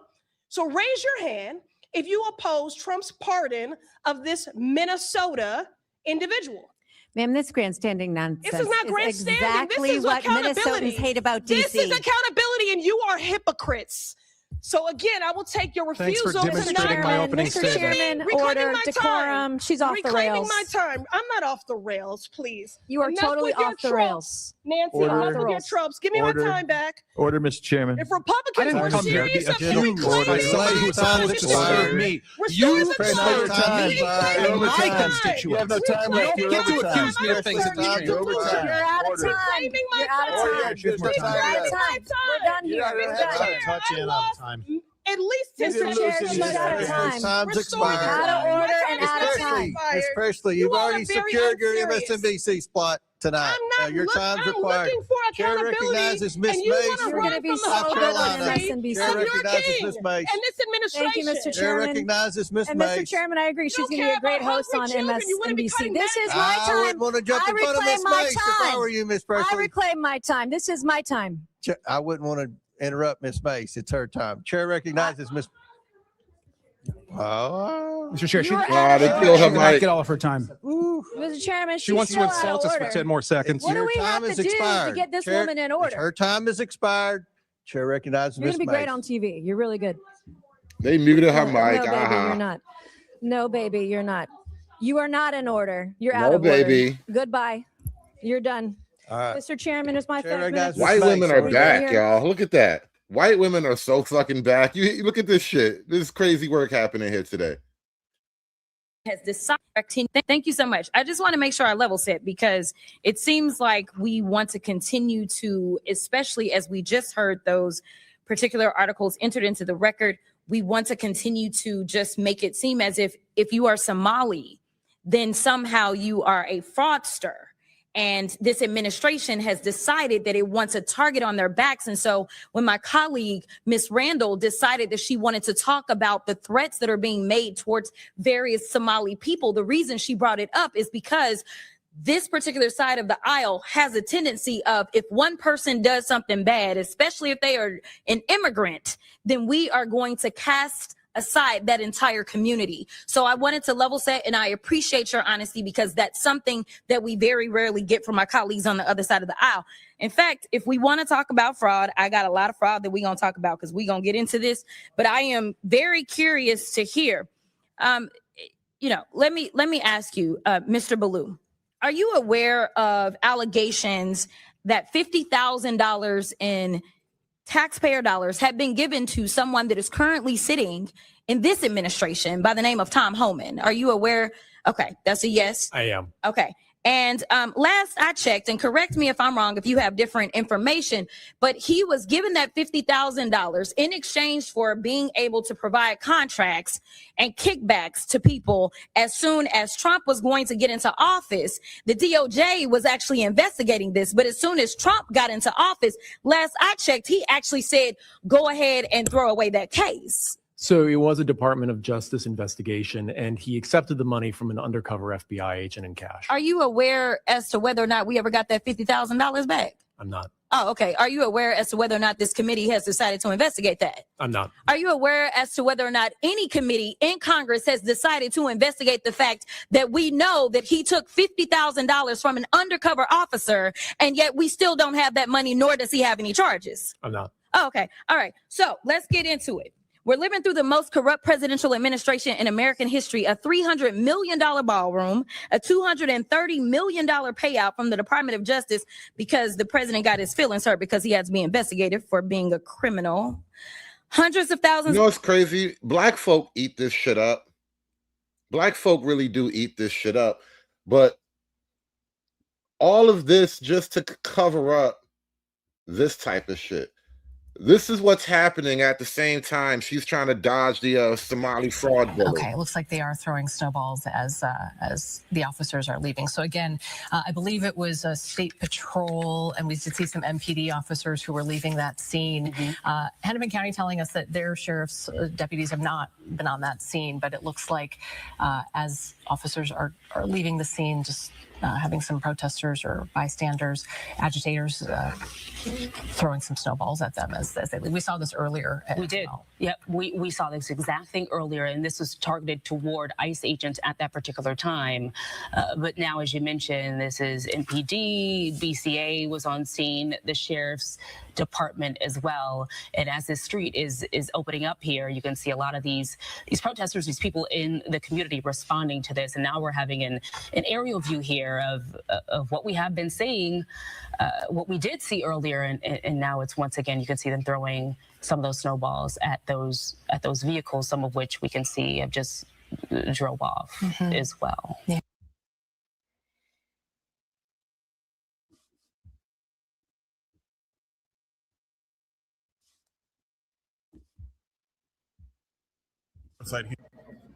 Back in Washington, just left the oversight hearing on Minnesota.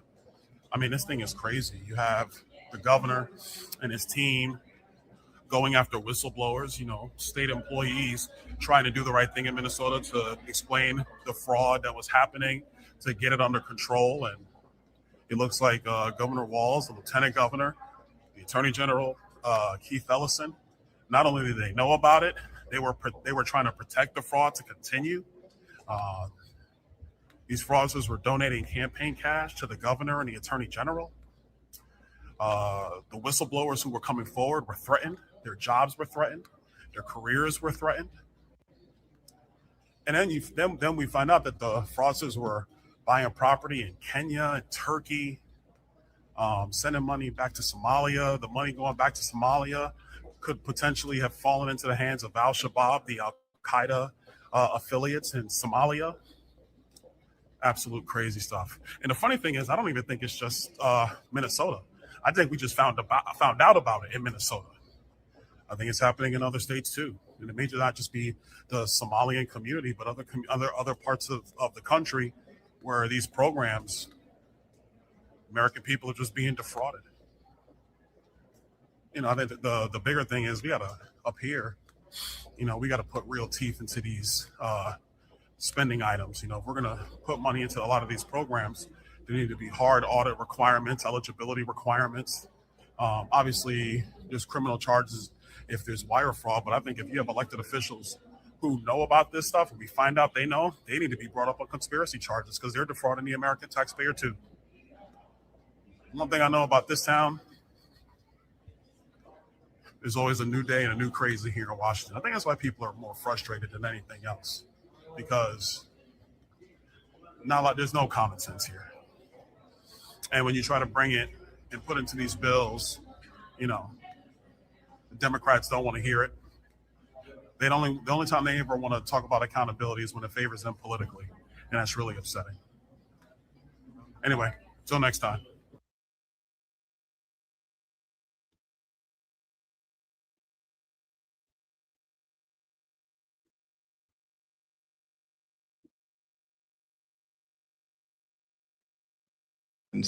Would agree with me on that. I need to move on. Ms. Robbins, when would you say we concretely knew that widespread welfare fraud was occurring in Minnesota? There have been reports since 2009 from the Office of Legislative Auditor. I would say the credible reports on childcare fraud started surfacing 2011 to 2013. So for over a decade. Yes, sir. When do you think Governor Walz knew about this fraud? From the very beginning. He was running for governor in 2018 when there were prosecutions going on, when there was an OLA report, active cases in the news all the time. And what was the Walz administration's response? They actually did nothing when they got into office, and Lieutenant Governor Peggy Flanagan had been on the committee in the legislature that had hearings on childcare fraud. And when they got into office, they did put $5 million into a little more money, but nothing changed. But nothing. And let me ask you, Mr. Hudson, thank you for being here. Did those who commit this fraud, do they typically vote for Republicans or Democrats, in your opinion? In my opinion, thank you for qualifying it like that, I would say they most definitely overwhelmingly vote for Democrats. Do they typically donate to Republicans or Democrats? Not to my knowledge. They don't donate to Republicans, they donate to Democrats, in my opinion, yes. Got it. So would you say this is the Somali population is an important demographic for Democrats to win over politically? Unquestionably. Got it. And do you think it would have hurt Democrats' political standing with the Somali population to investigate this fraud? Very clearly. Got it. So in other words, you're saying that there was a political incentive to cover up widespread Somali fraud. Is that right? 100%. Got it. Let me ask all three of you. Did the Walz administration and Democrats intentionally, in your opinion, overlook this fraud while it was happening for political gain? I'll start with you, Ms. Robbins. Absolutely. We have credible whistleblower reports that the Department of Human Services administration up to the OIG and the commissioner met with a group called the Minnesota Minority Child Care Association multiple times, and that they were trying to weaken protections. We wanted, we had several changes we wanted to do, and they opposed all of them. And Mr. Hudson and Ms. Rarick, and then my time is up. I would agree. Absolutely. The whistleblowers confirm it. Got it. Thank you.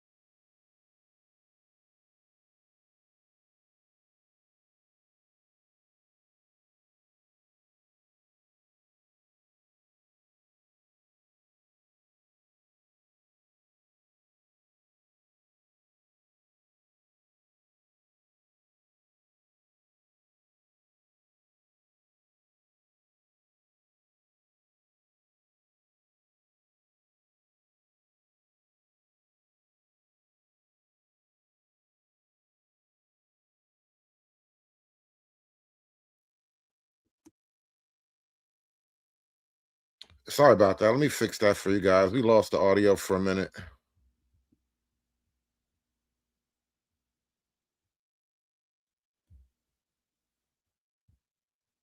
Thank you, Mr. Chair. You know, I have prepared some remarks that I definitely want to get to about the importance of childcare funding for all of us in all of our districts. I think we all recognize that we are in a childcare crisis. We have lost so many parents, especially women, from the workforce because they just cannot find adequate childcare. But I have to start by addressing some of what we have heard in this committee so far today. I didn't get myself together to ask any of my colleagues to yield to a question. So I'll ask you, and if you don't know the answer, it's okay, I do. What percent of sexual assaults in the United States are committed by white men? I do not know. 57%. Of the January 6th insurrectionists who were pardoned, do you know how many have been charged and convicted and arrested of additional crimes, including child sexual assault, kidnapping, production of child pornography, rape, conspiracy to murder an FBI agent, domestic violence by strangulation. I do not have that information. No, 33 since their pardons. Of the 21,504 murder offenders in the United States in 2023, do you know how many were white? No. 8,842, which is 41%. Of the following the domestic extremist tracker that GW compiles, since 2015, there have been 643 individuals charged, 447% found guilty. Do you know how many are men? You tell me. 95%. We can trot out all of the data that we want to create the sense that there is a bad guy. There is a bad group of people. There are folks who are not among us. There are folks who are other.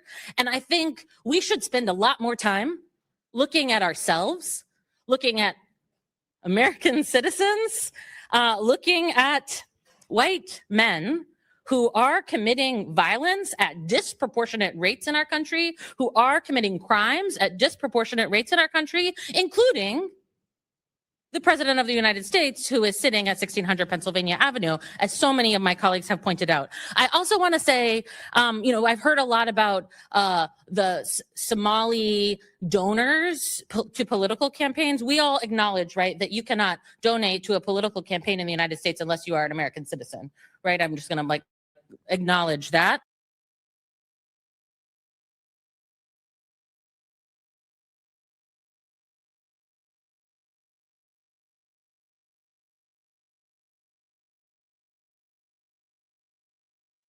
Meanwhile, back in the real world, guys.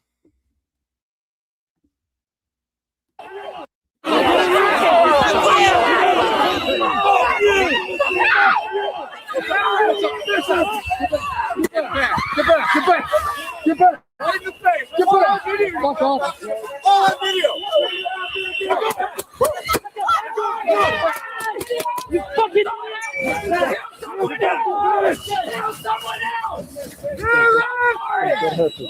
kill someone else! Go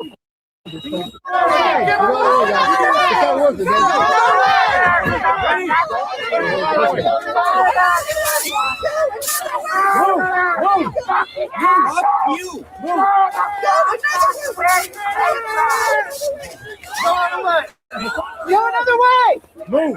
Go another way! Move! Go another way! Move!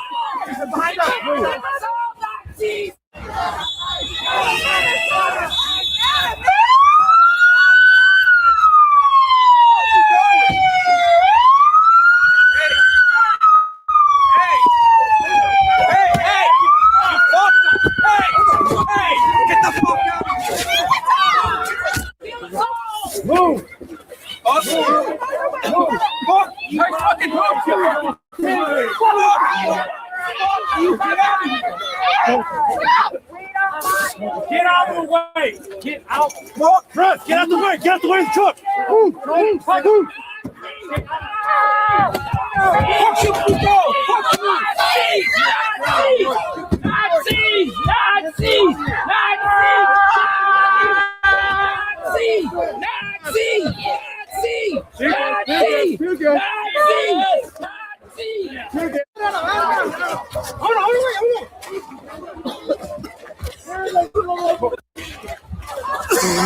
Hold on, bring back memories.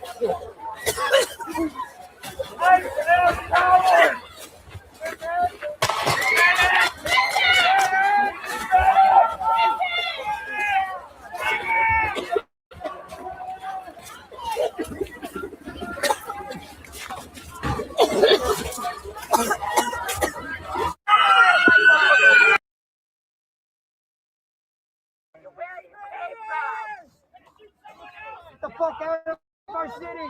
Get the fuck out of our city! Go the fuck out! We hate you! Terrorist, coward motherfuckers, get the fuck out of our city. Get the fuck out of this neighborhood. We don't want you here. Everyone hates you. We fucking hate you. Go the fuck out.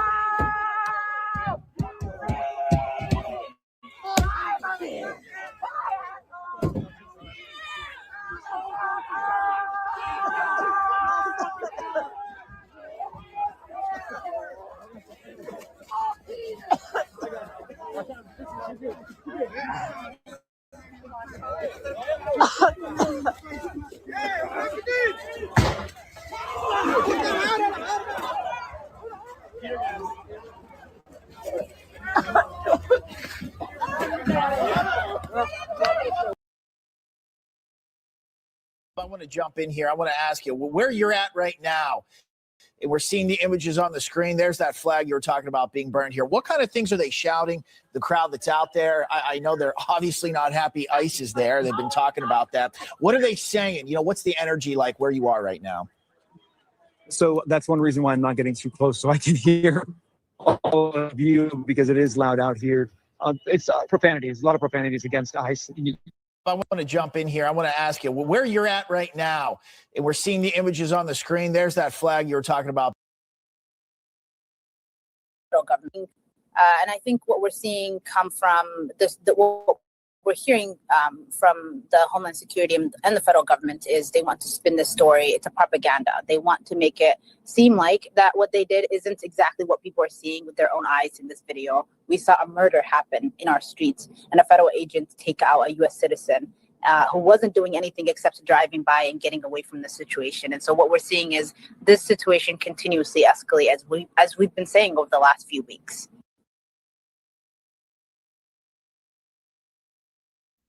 She was just driving by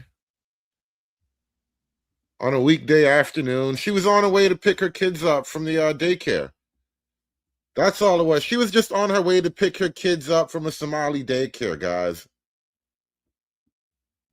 It's totally a misunderstanding.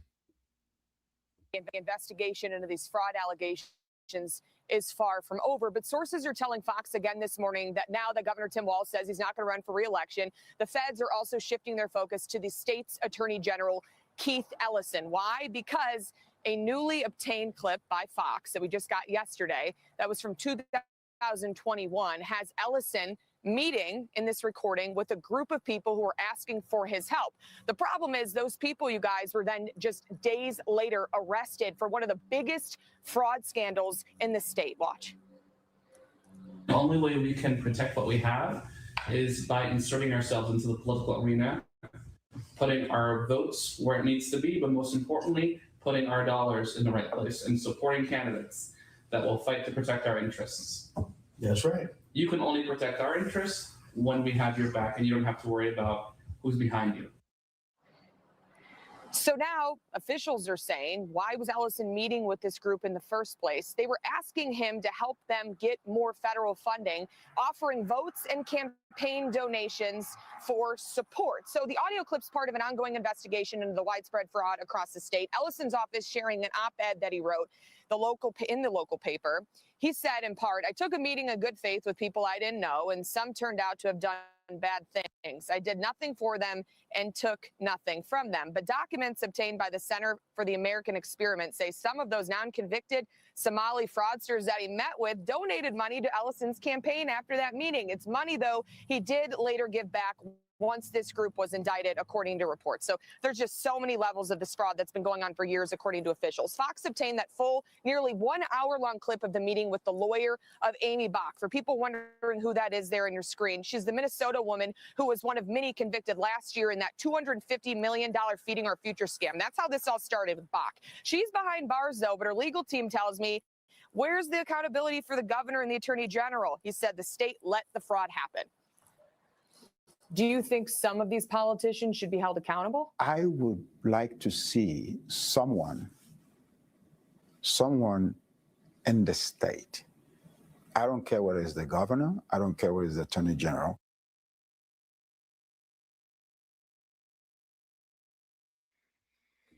Stuff is going down in Minneapolis right now. There's more about Nick Allison. Not that fraud is not a problem. Of course it is a problem. And of course we have to prosecute it. And of course we have been prosecuting it. But Have what you they're done trying to do enough, is General, to do so? I mean, one of the claims is that there has been hundreds of millions of dollars, but now there are some estimates that there could be $9 billion or more. And Noam was just suggesting they took hundreds of people off the street who were involved in fraud. Are you confident your office has done enough? Of course, we've done enough, and we're doing more every single day. This is a political matter. This is not a serious thing. And I tell you, Not that serious, he tells me. Meanwhile, on the ground in the Somali daycare. Can't pay for the gas bill. We have nothing coming in. We can all feed them. We'll keep them. Just because of what's going on. And even my mom was telling them right now, a good 3+ families left us because they're like, they didn't leave, but they're like, hey, what's going on? Our children are like 5 when they go home at night. Hey, mom, we see cameras at work. Hey, mom, we see people shouting at the drive. With our buses outside, there's legit people that are like snacking in cars with like kids. I just want to ask you, grown adults. We're talking about little babies, little toddlers in here. There's even more kids downstairs. So this is, you told me the other day, that this is like the younger kids. This is the toddler class. Yep. This is the toddler classroom. Next door is preschool. Next door is infant. Downstairs. Things like big shit. It's not a small. I'm not gonna lie, if I was a kid, this would be a bit. I don't know if you ever know. Like, They finally got some kids in there, y'all. It took them like a week, but they finally got kids in the daycare. Them Somali babies grow up really quickly. Can I see your ID? Why the hell would I show random people my ID? You want to steal my identity? Where's your ID? Let me check if you're a U.S. citizen. How about that? Man, you guys better move on, man. Look at this motherfucker. A4. What kind of name is that? Alcohol 4? What's your initial? Right here. It ain't over there. You motherfucker might be shooting. Why would I answer you? Why would I not be a citizen of this country, man? Are you a citizen? Why are you getting close? I can hear you. You can stand there. How come she got a GoPro and you got your a police issued a body cam? What's going on with you guys? Why do I have what kind of shit is this? Dude, listen, I'm here working. You're working too, right? So go. It says U.S. Border Patrol. This is not the border. Go to the Canada border or the Mexico border. The border is wherever I pull this badge out, pussy. That's where the border is. The border is wherever I pull this goddamn badge out. If you were from this country, dude. If you were from this country, you know I'm an immigration officer. What do you mean if I'm from this country? I can hear you don't have the same accent as me. That's why I'm. Oh, so you're going by accents now? I want to know is where that you were what born. it is? Where were you born? Is that accents? Have you heard the Israeli accent? Have you heard the European accent? You just it's proved garbage. my point. You're a brilliant it's man. retarded, You dude. just proved my point. Does he have an Israeli accent? Is that what he's trying to tell me? I want to know Is where that you were what born. it is? Where were you born? Is that accents? Have you heard the Israeli accent? Have you heard the European accent? You just it's proved garbage. my point. You're a brilliant It's man. retarded, You just dude. proved my point. You You're going a by brilliant accents? man. You just proved other countries. You guys want to argue? I got time. I got time today. You're not arguing. You're proving my point. Today, man. Thank you, sir. You guys do whatever you want to do. Where's your ID, sir? I'm not going to show you. I don't have to show you anything. If a police officer comes here, I'll comply with it. But U.S. Border Patrol, I don't even know if you're a real police officer. Where's your ID? But you just said it. Where's your ID? You just said it. I don't think he understands. This can only end one way for him. I would be shocked and disappointed if he doesn't get snatched out of his car at the end of this, because how else do you get out of this, bro? This is like any other traffic stop with law enforcement. If you're not going to produce your ID, at some point they're just going to put hands on you, bro. There's no other way this can play out. They have to put hands on you. And I'm not going to go by C20. That's a periodic chemical. That's a periodic element. C20? Did he just say that's a periodic element? This nigga quoting the periodicals? Not a periodic element, bro. What are we even talking about? He said that's a periodic element. How do it equivalent? So where's your ID? But you just said it. Where's your ID? You just said it. And I'm not going to go by I'm C20. wearing my That's a periodic chemical. That's a periodic element. C20? What are you, carbon 20? No, cesium, bitch. Cesium. That's why we here. We're cesium Somalia niggas. We are the cesium police, bro. Just said it. Where's your ID? You just said it. And I'm not going to go by I'm C20. wearing my That's a periodic chemical. That's a periodic element. C20? What are you, carbon 20? Mills C20. Wait, Mills. Come back. Hey, Mills, come back. Mills, come back. Come back. No, hell no. Why would I come there? You come here. Man, shut you up. came to my car. I'm chilling on my social Man, media. shut This up. lady comes knocking, sir. No Mexican. And it's a shame. You ain't even got a camera on. You got the police camera. Yeah, you got a Yeah. You guys just shot somebody now. Who else you guys want to do? That ain't you guys? It wasn't ICE? That wasn't ICE? Can't read? My nigga. Whoa. Come on now. Harassing Africans. You guys got the right guy, man. I got the time today. Please, I hope to God he gets thrown on the pavement hard. So you're Mr. from Mills, Africa? Mr. Mills. So you're from Africa? Where you from, Mr. Mills, with your big ass body? Where you from? Big ass body. Yeah. That's a strange All of these other compliment. motherfuckers small, man. Look at your offices. Hey, the famous guy. Yeah, these Somalis, they all weigh like 112 pounds max, man. You almost never ever see a fat Somali, by the way. Like, it's almost impossible. It's not even in their genetics to get fat. I've seen this guy on TikTok. Look at him. He got gas canisters and shit. What's up, officer? How you doing, man? Let me talk to you guys. You doing all right today? What's up, man? You doing all right? I seen you. Oh, yeah. Yeah, with the soundtrack and everything. These guys, your office is coming over here harassing the hell out of me. This guy's saying, because, no, he said, because I got an accent. Yeah, and He has you said everyone from other countries. Yeah, have you seen the European accent, brother? It's worse than Thank you so mine. much. I know you guys can understand my English. I got an accent. I know that. I'm black too. Hey, I've got an accent. Yeah, you got a. Oh, now he's black too. Now he's black too. Toby be good nigga for massa. Good nigga. Don't send Toby away. Now all of a sudden he a black. Busted accent. Oh, which is man. crazy. I do. What's going on, guys? You said I have an here. accent. Homeland Security in person. The big boss over here. What's going on? Niggas harassing people. No. Telling me, are we in No. Germany? No, come on. What do you guys want to No. do today? You guys want to take me in or something? Depends. Are you an illegal alien? Illegal alien, man. I feel like I'm from another planet. Yes. I might You be are? from another planet. Oh, okay. Well, Yeah. if that's the case. Yo, these foreigners are ruining the race card, man. All these foreigners, all these other people, these nons, they're all ruining the race card. Black America, we had a nice thing going here. We really did. We had a nice thing going. White man was feeling bad about all the shit he used to do. Niggas is getting good jobs with the government. We had a nice thing going. And now you're letting all these immigrants ruin the race card. The race card is over now. It's because of these immigrant niggas. If you're from another planet, that counts too. Well, if that counts, well, I'm an alien, guys. Let's do DNA tests and shit. You got a lab? We can run some blood tests and see what that shit is. Yeah. Hey, I shaved too. I mean, yours, you know. Yours is prettier than mine. You know what I'm saying? Go ahead, Mr. Mills. Mr. C20, cup on 20. And alcohol 5 over here. I go by A3. Nice to meet you. Man, isn't this crazy though? You guys are doing a crazy job going everywhere. You literally appreciate that. That's crazy. Yes.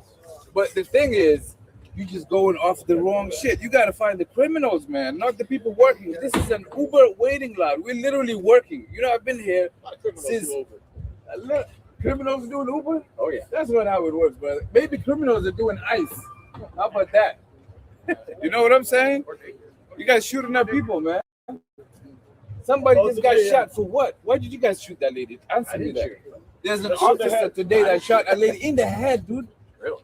For what? I don't know why they do the head, man. You got all these stuff. You could have just got her, man. She's not gonna like fly out of the country Like an alien. like an alien Yeah. with a spaceship. With a spaceship. Yeah, yeah. It is what it is, guys. What you guys want to do?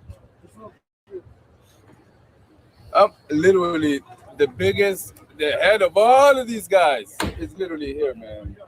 What do we got to do with Uber rights? And because you know there's a bunch of hardworking Somalians here, you guys is coming to terrorize them, man. Why are you guys acting like terrorists?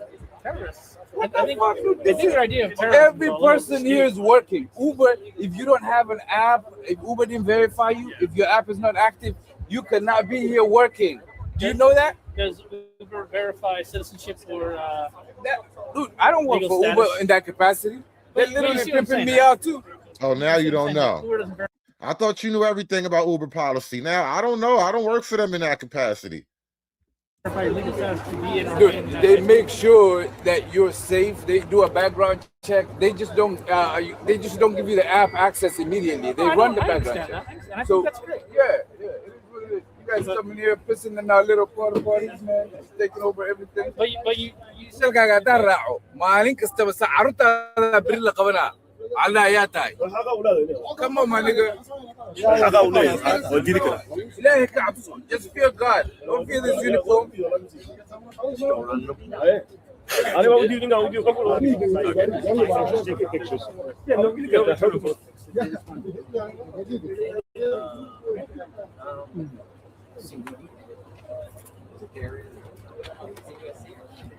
Oh, well. Okay. All right. Gotcha. Good. And also, all right, let's go. Hey guys, zone 4, okay? See you guys. They look What's like up? they're letting us one. 141. It's What's B. that? B. No. Relax, bro. I know how to spell. Okay. I actually have an engineering degree. You know that? And I'm No, I fucking don't doing- know, but He's a goddamn engineer. No way. Doctors and engineers, every one of them. Yeah, I'm telling you, listen, But you said let's no, not, but let's it's not not an talk O, to it's each a other in a zero. retarded way. You want to have a conversation like a normal person? Yeah, sure. I can talk to you like Yes, a sir. normal. I'm a fucking engineer, graduated from Washington State University. That's great. $70,000 student loans. That I got- sucks. and I'm doing Uber. You know what that means? I'd rather make an honest day's living. I don't go harassing people at work, dude. What Well, the if you have hell an is that? If you have an engineer, Bro, you go be an engineer. I don't understand. all of you guys need psychiatric checkups. This is not normal. Why do you go to people's workplaces to harass them? All right. Have a good day, Yeah, sir. go with C61. You're a cougar? Man, R56, man, fuck off. Have a good day, sir. Get out of here, man. Get a better name. R56, what the fuck is that? What's the name? Yeah, that's a shitty ass initial, man. Get out of here.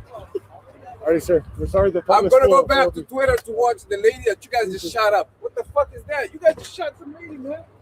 Dumbass. Huh?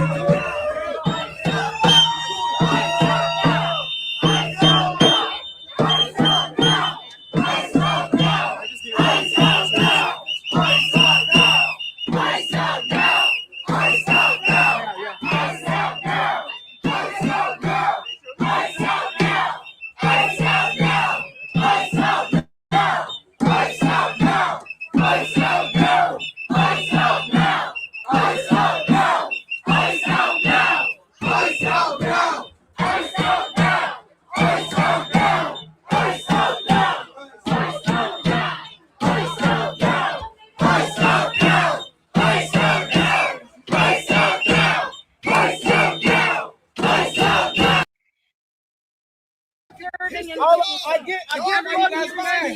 Well, do something. Why you guys are mad. We're out here doing something. Don't talk about it.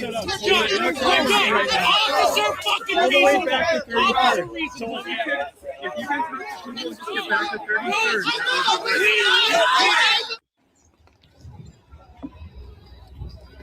Jesus Christ. Stay back behind the line. Flying by me. So I'm like, something's happening over here. So. And what did you I'm see just exactly shaking. yourself?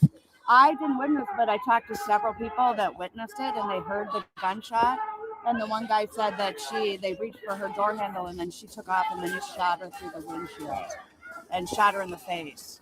So they're taking her on the corner there by ambulance right now. Thank you. Yeah, thank you for being here.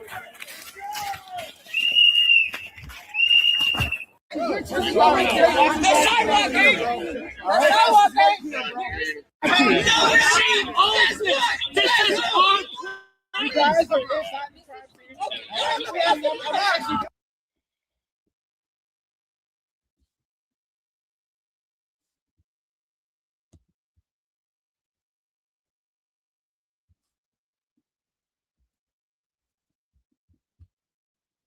I do what I want. Hey, I do what I want. Hey, everybody. This is Chad. We're out here in Columbus, Ohio. We're obviously doing Operation Somali Buckeye. And we were driving down the road. We saw this guy sitting out here with fuck ICE sign. And the other side says ICE Nazi. And I'm not real familiar with ICE doing a whole bunch of big operations here. We wanted to come down and talk to him. He said, you said fuck you, right? Fuck you, right? You didn't want to talk to us? That's fine. So we're on a public sidewalk. So we just wanted to show that this guy's motivated. He obviously doesn't want ICE here. I wanted to ask some questions in regards to ICE and maybe talk about the Somali fraud that we're uncovering through Operation Somali Buckeye. He doesn't want to talk to us. Now he's running. See, this is the thing. What's the concept of protest if you're not going to have a conversation? You're out here wanting attention, but when attention is brought, you tell me to go fuck myself and leave. These are the things that don't make sense to most of us. And at the end of the day, it's up to us to stand in the breach and go out there and ask these questions. I didn't do anything to the man. I just told him that I'm independent and I would like to talk to him about why he's carrying a sign. This is the stupidity of this entire movement. You want to fuck ICE, but you don't want to talk about it. You want to protest, but you don't want to talk to the people that are getting your message out. This is where the left is failing us in every way, shape, or form, and the rhinos like you, Governor DeWine.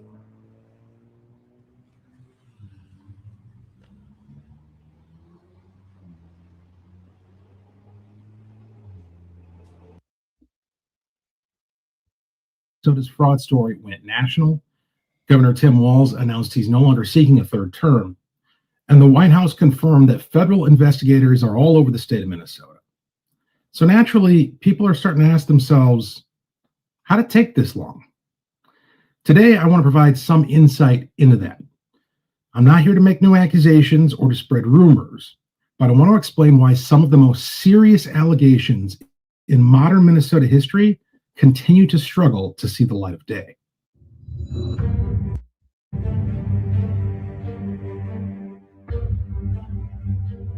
I'm Walter Hudson. I'm a state representative in Minnesota, and I sit on the House Fraud Prevention and State Agency Oversight Committee. And I'm coming to you today from Washington, D.C., where tomorrow I'll testify before the House Oversight Committee regarding the rampant fraud which has taken place in Minnesota. I've had a front row seat to these issues for years, and I want to be very clear about something at the outset. There's a difference between proven facts, unproven claims, and institutional failure. If we blur those lines, we lose credibility and accountability becomes elusive. So let's start with what's not in dispute. Minnesota has experienced massive multi-program fraud across childcare, food programs, autism services, housing stabilization, and much more. There are already dozens of federal convictions. Programs were paused, warned about, and then restarted anyway. This is not a theory. This is a documented failure of oversight. So why didn't this story break sooner, especially when people were raising alarms years ago? Well, here's the uncomfortable answer. Our system punishes the first person who moves without airtight proof. Journalists need documents, not testimony. Prosecutors need admissible evidence, not just patterns. And legislators and executives can't act on rumor without violating due process. So everyone waits for someone else to go first. Silence isn't always a conspiracy. Sometimes it's just institutional paralysis. Several journalists have now said versions of the same thing. They've said pieces of this story were visible, but the story itself was hard to tell. Why? Because when allegations involve identity, race, immigration status, and political power all at once, the evidentiary bar doesn't just rise, it becomes a wall. You have to have. Everybody's frozen because nobody wants to be called racist. This shit's kind of lame, actually. It's getting old. I'm going to be glad when the race card finally expires and we can just get some things done. You know, imagine all the cool shit we can get done once the race card expires. Stuff like this, y'all. She's telling him like we really will. But they still get an ID. Look at this shit, y'all. Stop! Y'all stop! Oh my God! Get the fucking car! I'm trying to force this man and let y'all take him somewhere. No, y'all stop it! Y'all stop!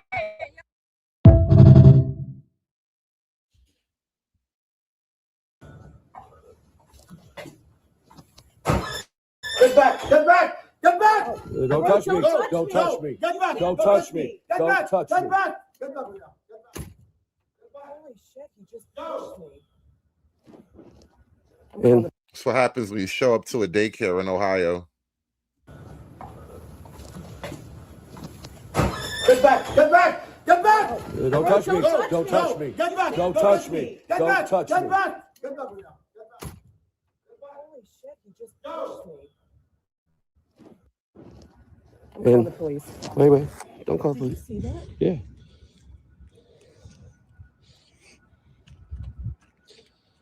All right.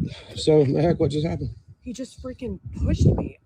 I just walked in there and he just started pushing me and screaming, "Get back!" I'm calling the police. As you can see, folks, all we did was go in. We were going to ask some questions. And we were attacked here at Jubba Daycare, 614-269-7042, right here in Columbus. All we did was walk in the door. You saw the man come out. He grabbed a hold of Mehek, tried pushing her, and that's how fast things happen. That's how screwed up this place is right now, is these people are all about being violent. We didn't do anything wrong. It's a business. It's right here. Hey, I just got a confirmation. Let me share something with you guys. We just got confirmation on the actual woman. Miss Renee Good, apparently a married lesbian, was behind the wheel and was struck by gunfire from the ICE agents earlier today. Of course, it's a liberal white woman. Make it stop. Make the hurt stop, please. Like. Are you guys open? Yeah. I just had a couple questions about enrolling. If you had a form and just pricing for this one. Oh, no, I don't have a form. The director, she's already gone. Okay. What time do you usually open and close? 6:30 to 5. Okay, so you're open right now? Yeah. But you don't have anybody who can speak to me about just As far as giving you forms and yeah. stuff? She already left for the day. Okay. All right. Are you open Monday through Friday or Yes. weekends as well? Monday through Friday. Okay. All right. Thank you very much. I appreciate it. Well, we just spoke to somebody in this place, and she stated they are open, but there is nobody. I mean, nobody here. One person, and said the director left for the day. And this place, what did she say? Monday to Friday? They're open from Monday through Friday. I think the most troubling part about this is they have 2 buses parked out front. There's no children in there that we could hear or see. She said the director left at 3 p.m. She doesn't know any rates. And on the front door, it says no longer accepting debit or credit cards. They're only accepting money order, cash, or check. And then they have a Post-it and a mobile sign-in sheet outside their door, which means that as a parent, you could come in and mobily sign in your child, but never actually physically go in the building. Ask yourself, that's a loophole for fraud, alleged fraud, right? I could say I'm taking my children to this daycare. I can use my phone outside the facility. I'm not even entering the facility. I mean, that's a red flag. So we have to continue to ask these questions and change the audit process in Ohio. That's unacceptable. And what's the name of this place? This is called Kids World, and it's received over $850,000. $850,000, so nearly $1 million of taxpayer funded. That's your money. Make it make sense. Guys, you know what? I'm gonna wrap this one up. We're gonna come back a little bit later, maybe tomorrow morning, with some more updates on the Somali thing. There's a lot happening right now. There's a lot of stories going around. Shout out to Dick Thug with that 5-ball. He says, do you think they should hit gas stations next? I wish they would, but I know gas stations are protected. That's like that H-1B shit. Gas stations got the golden pass, bro. But I wish they would hit them damn gas stations, man. Somebody had to do it. I am the chosen one. Somebody had to do it. But guys, we're going to get up out of here. I will catch you guys in the morning. We're going to have an update, see what's happening overnight in Minneapolis. We might be on Civil War terms by tomorrow. Tim's calling up his National Guard. You guys, we never know. Shit's getting crazy out there, but I'll catch you guys in the morning.